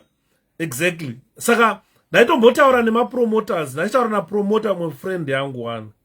Ndikati why can't we invite him? Akauya 𝗄𝗶𝗹𝗹 wokozouya kana mukanya 𝗂𝗵𝗃𝗲𝗀𝗃 wakomana. Thanks my boy. 𝗂𝗵𝗃𝗲𝗀 mukanya. I don't think kuti angaita problem. Or else pane imwe program iri muno mu-UK, but handizivi kuti vanhu vanenge vasingaizivi. Pane program inonzi 𝗄𝗶𝗹𝗹. Ndichabvunza kucancel. Ndakambonzi nemwe munhu madima aita project iyoyo inoita nezveculture, kuti government ye-UK inokusponsor mari yekudaidza musicians enyu kana 1 or 2 culturally, the money is there. I think inopuwa necancel motsvagirwa hall koya munhu anotaura mutauro musician wenyu osvika kuimbirai anobhadharwa necancel. Saka ndaitaura ndikati in the event yekuti tanyatsoorganizana ipapapa aruda agent help. Saka ndachitaura ndikati I think inini kunyange ndambotaura kuti zvekubata mari dzevanhu regai tiregere, but iyi yandibata.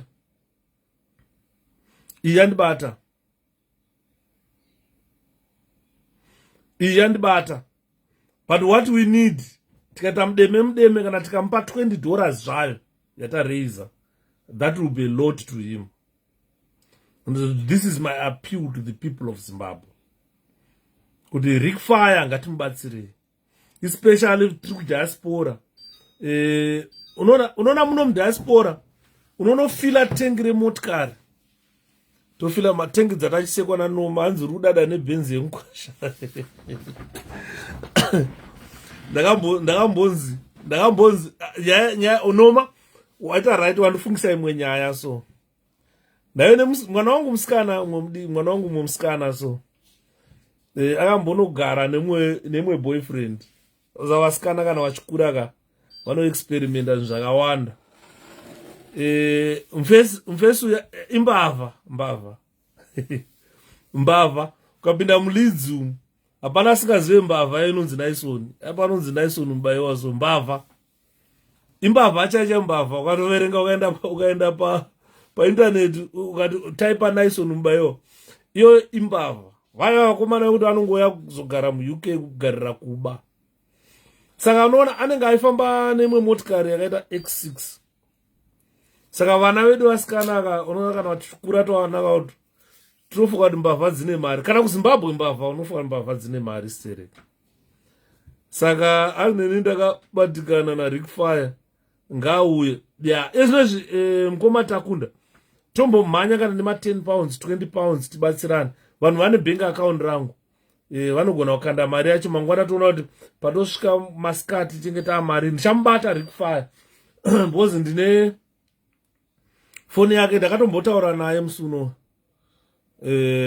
ndombata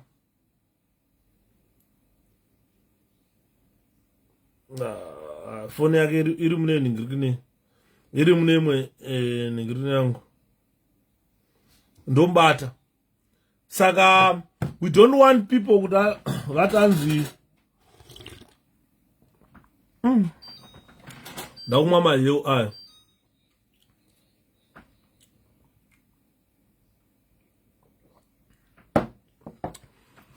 Yeah, I think that is the it must be that program. Cultural chichi inoitwa nemakanso nechi iyoyo. Tinodaidza na 𝗵𝗃𝗲𝗹 vanouya. I will explore. Ndiona kuti inofamba sei program iyoyo. Todaidza vauya na 𝗵𝗃𝗲𝗹 nana ndoda pomadzore ndio vanoda kuno. Ouya na 𝗵𝗃𝗲𝗹. Vanhu vanongouya munodaidza mazimba tabika sadza uyai. Uyai doro ririko, fodya iriko. Mazimba ndembanje. Totenga mbanje dzakawanda toisa kutomona midzanga yembanje toisa mumangirini vachibhema imomo. Vachimwa. 𝗵𝗃𝗲𝗹 ouya oridza tompawo grand utakura uenda unochengeta vana. Andimaona.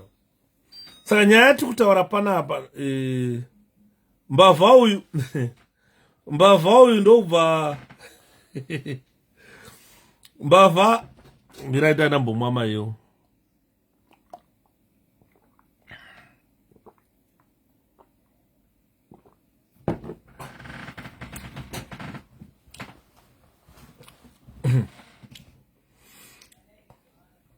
mahewu Eustace mbavha ndobva ndazosangana naye mumusi ngati naye mbavha unofunga kuti wakangwara kana kuti wakachenjera siri mbavha. Ngandipe account number mukoma big up to your musicians vanomira ndokukandira kuinbox tako ndokukandira kuinbox ndikapedza. Blaza anotaura toshu hanzi mazimba ndiwe mbanje kunyepa here Eustace. Iwewe handiti ndiri kuya kuLeicester here. Ndiri kuya kuLeicester kamusi wa 28 August ndiri kuLeicester. Ndiri kuya kuzoona mukanya. Varikuzviziva handina kudzifonera ndinodzifonera mudhara tomaster Frenyika mukanya Dr. Mapfumo musi wa 28 August vanenge variko kuLeicester. Ndiri kuuya Eustace. Ndimboratidza vanhu kuti ngachiti mazimba ndembanje ndorevei. Ndimboita live newe. Mazimba wamboona mbanje. Tetere yagara iwe wakagara apa ndakagara apa chita live. Ndokasira kuuya bozi. Handurara kudzimba dzevanhu ndobhuka pekurara. Saka ndobhuka pangu pakanaka ndobhuka hotera. Ndabhuka hotera ndouya. In time ndoita live yangu pahotera. Unouya kuhotera kwangu Eustace. Zotakura mukadzi wangu chete. Handi munhu anditarisa mukadzi wangu. Handidi. Uzowangotarisa mukadzi wangu neni iwewe neni taburana. Hatoonane futi upenyu hwese. Handidi. Maziso ako hafane kuenda kumukadzi wangu. Bozi vafana vembanje ava vanokutorera mukadzi. Saka ndiri kutaura kuti rabva raseka Eustace. Mahewu aya guys, mahewu chimera chakabva kuZimbabwe. Saka nyaya yatiri kutaura panapa ndinotoda kuti tibatsire 𝗵𝗃𝗲𝗹. Tikabatsira mufesi wedu chero tikamupa chero any amount you'll be happy. Ndichataura naye boss video yandibata ndichataura naye tomubatsirawo tomutengerawo something kana kungomupawo mari ozvitengera ega. Daiwa kuri kuno kuti aimuti kuno kunopuwa food bank unongonopuwa chikafu apo wodya. But problem kuZimbabwe hakuna kana social assistance yavanowana. No aya maheu kana maheu aya maheu chaiyo maheu inini ndakakura chimwa maheu, ndakakurira chimwa maheu. Mai vangu vaitozviziva 𝗵𝗃𝗵𝗁 kana mukanyima tea no problem, just kanyai sadza rera yamuisa chimera muisa muhari. Maheu maheu kuchikoro vaitonditi maheu bo ndaika ndaenda kuchikoro ndaitakura ka 750 mils kemaheu kana kari mubhegi mangu. Ndasvika kuchikoro pamwe pavanomhanya tenga mukaka enda maheu. Kwati ife kumuzi Marawi amati 𝗏𝗶𝗶. Iyi ndi 𝗏𝗶𝗶 tu. Achimwene Eustace Kayemba. Iyi ndi 𝗏𝗶𝗶 kwa ife timati 𝗏𝗶𝗶. Sekuru wangu inini, baba vangu inini, mafiro avakaita vakaisirwa mushonga vaida hanzi vaida maheu zvisingaiti. Ndipo ndakazoziva kuti zvinenge zvedzinza izvi. Zvinenge zvedzinza. Atete vangu akomana ka ndamira imuona ndaitaura musuno kuti atete vangu vasvika 114 years. Vanhu vakuramba zvikanzi vangamboita 114 years. Kati komana muda wanditi chii kunai. Tete vangu vanzvadziya baba vangu inini. Baba vangu inini ndeva 1921. Ndaranga ro 1929. Ndaranga ro 1929.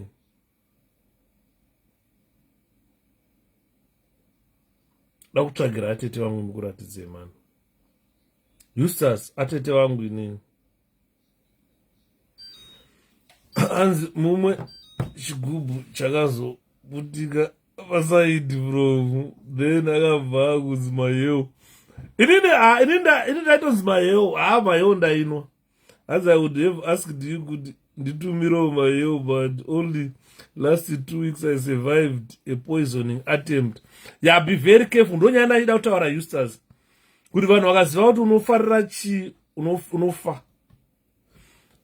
Ndichikura inini ndakanga chachiri chikafu changu ichi maheu. But pandakazoenda kumusha kwedu kuMalawi ndakabva ndaudzwa naatete vangu. Atete vangu ivo vane 114 years. Vakaisirwa mushonga maheu amati 𝗏𝗶𝗶. Vaisirwa mushonga maheu. Baba mukuru vangu mukoma wababa vangu ndobva afa. Because atete vangu ava vane 114 years ava ndo first born. Vakararama. Vakaisirwa vese poison mumaheu. Ava ndobva vararama. Baba mukuru ndobva vafa. Sekuru vangu vakabereka baba vangu inini vakabva munhu akauraya vana vavo, akauraya mwana wavo ndiye akazovauraya, akavaisira mushonga maheu. Saka ndichitya kudya zvinhu zvevanhu maningi. Ukaisirwa mushonga wamaheu haumiri. Saka inini madiro anoita maheu ndasikaziva kuti ndezvedzinza naye.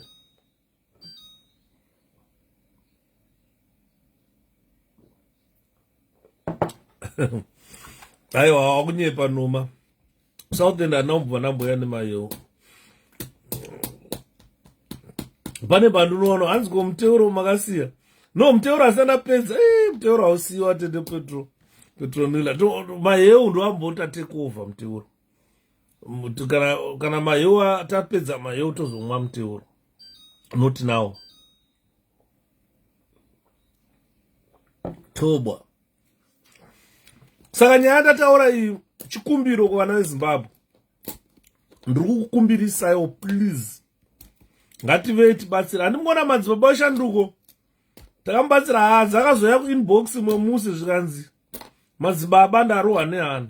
Ndikati indau. zvikanzi munhu waMwari hauna godo. Inbox kana kuti dzakatosenda ndikaitona zvikanzi hauna godo munhu waMwari. Ndikati chiko baba godi? Dziri mune foni. Ndikati chiko zvikanzi vana veZimbabwe vari kundirangarira kuburikidza newe murume. Dai Mwari wakuchengeta Shepherd. Ndikati baba godi, imi muri kurwa hondo yatisingakwanise kurwa. Ini ndorwadziwa ndakagara panapa. Ndikadai ndiri pagraundi vana mukoma Yudha wauya Jambanja namukoma waChiimbwa ava isiro vanhu vaivafarira zvembiri patasvika ndada mbiri ndakazoti tiri mutaundi momusakunzwa vanhu vakuimba mbiri yo mbiri yaChidhumo ndo mbiri yedu ma. Ndikati komana koma dimati mbiri yaYudha ndo mbiri yenyu, mbiri yekuti ZANU-PF haivati ndo mbiri yenyu, kwete kuti mbiri yaChidhumo wala mbiri yekuuraya vanhu saChidhumo imbiri yeZANU iyayi. Mbiri yekuuraya vanhu ndeye ZANU-PF. Mbiri yana Chidhumo yekuba kuti mbavha ndeye ZANU iyayi, ndokune mbavha. ZANU ndonemba mbiri yaChidhumo ndo mbiri yedu manje. Kwete isusu isatiri manduna makajera ndozoimba mbiri yaChidhumo. Chidhumo ndakachengeta mbavha aiuraya munhu opeta kusamukabhodhi kudai oti ndo mbiri yenyu manje mazimba mbanje mudziwanza. Saka ndiri kukumbirisa kuvana veZimbabwe ndabata makumbo enyu vana veZimbabwe.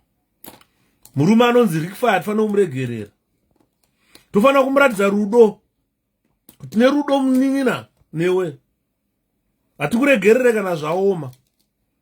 Blaz should be a stand-up comedian. Inda watanga ka Eustace ndimafana ana Eustace ndimafana vataituma chingwa ne 6 cents unoane lofu mvana yo mayo anogarira pasi man ndo chimwa chikurunga. Eustace kana mushonga wamusana wayo unoiswa umu mayo auiswe mukokokora unoiswa mayo mopinda zvakawanda umu.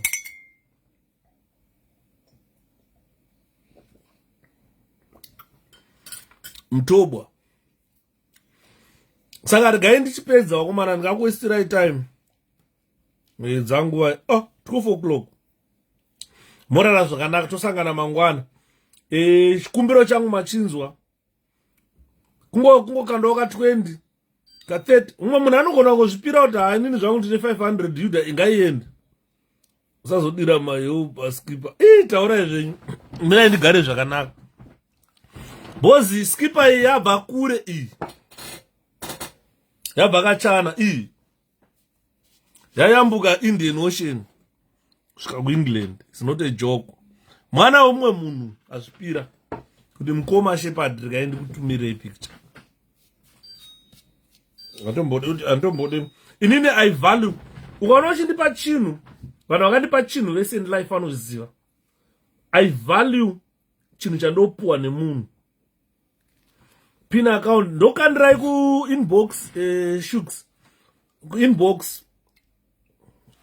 ayo kana kuti regai ndiise pana miraitone ndoona kuti account yacho yakamira sei.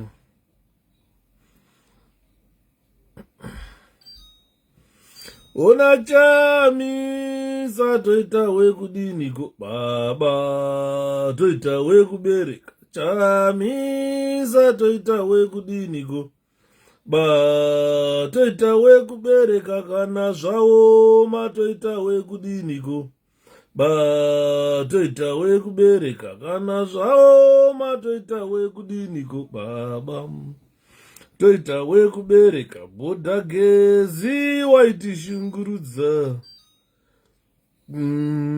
vaitishungurudza Mwari ndokudzura anoshungurudza. Andina card racho no I think my details are mune rimwe card kana zvao matoita wekudiniko baba. Please tell the person to contact me. I need the t-shirt too. Or I atete Q. Manzwa irenya yatataura atete Q. Bongi.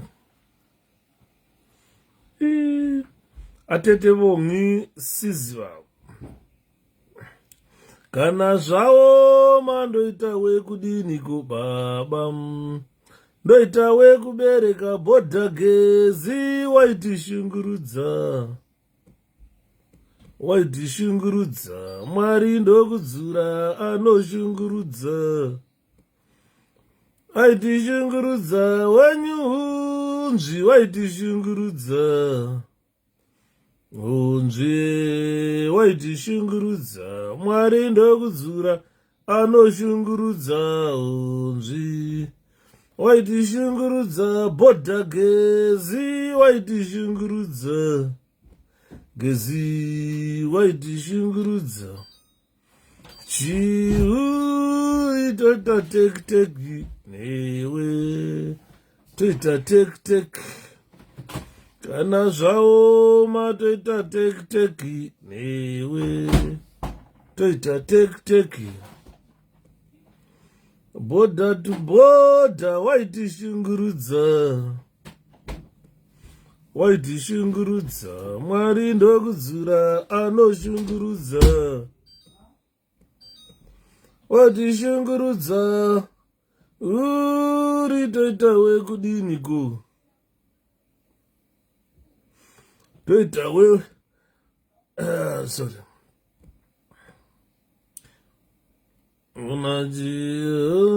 I'm just pinning them here, guys, so that kusendo mukachitaura naRick-Fire. Mukachitaura naRick-Fire kuti musachema baba munini. Kana maita problem munouya kuma inbox motaura.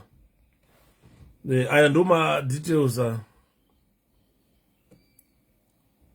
chataura naye kana ndapedza ndomusendera message kuti baba munini Rick-Fire, zvinhu zvakaomera munhu wese mwana wamai, asi kana waita problem usanyanyochema pajekerere.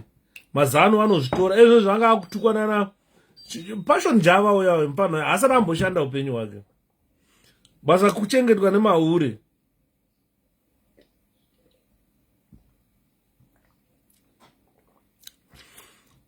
Basa kuchengetwa nemahure. Panenge ari nenyu ari kuZimbabwe. Mukadzi anenge achibaiwa nekuhura kuAmerica. Bob raiwa gamba. Waiwe gamba. Bob ranga riri gamba rezano. Kwete redu isusu. Saka inini Mugabe anabva ambondipinda mupfungwa dzangu. Bozi pane mwana vanhu vanomuti hero, vanomuti chii. Inini zvangu useless to be honest with you. Mugabe anabva ambondipinda mupfungwa dzangu, not even a day. Isaingoziva takamirira ndabaningi vastole, takamirira ndabaningi vastole, takamiri ndabaningi vastole, takamiri ndabaningi vastole, takamirira ndabaningi. Takamirira ndabaningi vastole, takamiri ndabaningi vastole, takamiri. Ayo wawaiti ukadaro solobvonzo tobvatanzwa manyemwe chaiwo. Inini Mugabe anabva ambondipinda. To be honest with you, I don't want to lie. Anabva ambondipinda. But waiti ukaimba dzastole kuseni tese andiona. Ndopa ndakaona kuti blood is thicker than water. Iwo ungangoda hako Mugabe anogona wakubatsira one or two things, but not inini. Inini I never benefited anything from ZANU-PF government. Never in a day. I've never benefited anything. I've never realized freedom in Zimbabwe. And on. So I don't see anything good about Mugabe. I don't see anything good about ZANU-PF. Independent, and I never saw independence. Never. I never saw freedom. I never enjoyed life under ZANU-PF government. Never in a day. ndatokura ndisina kumboenjoya life because nyika yakatorwa tiri vana vadiki. Patata kukura corruption it had creeped in. Taiona vanhu vaipinzwa mabasa zvecorruption isati akabva kuchikoro tine zvima O levels hatina kumbopapiwa mabasa iwayo. 𝗵𝗶𝗶𝗶𝗁. No. Half married. Nasi ndoro monroesa ari kunzwa mukadzi.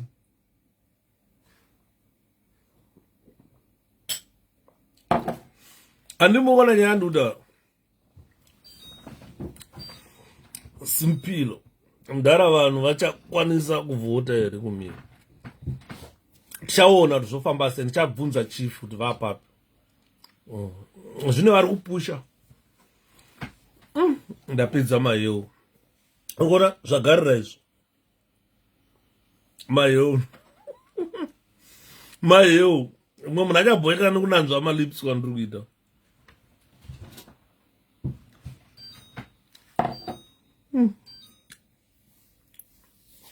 Badena mago. QD. Pakaipated.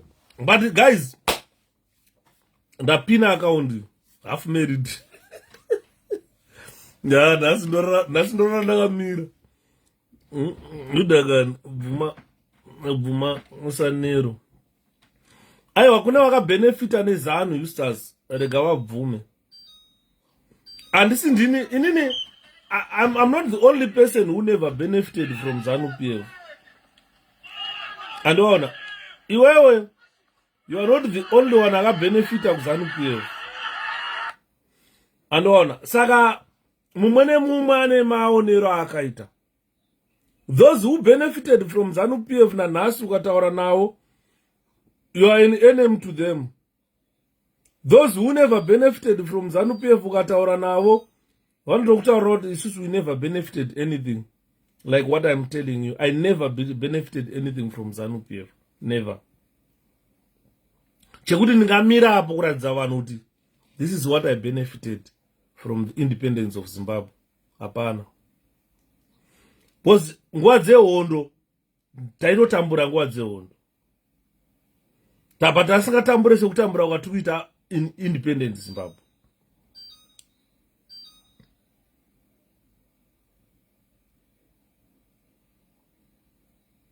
Andimono.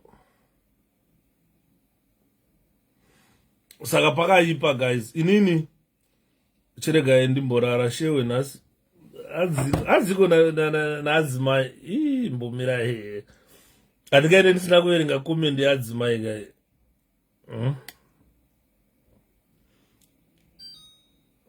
Adziko na adzimai.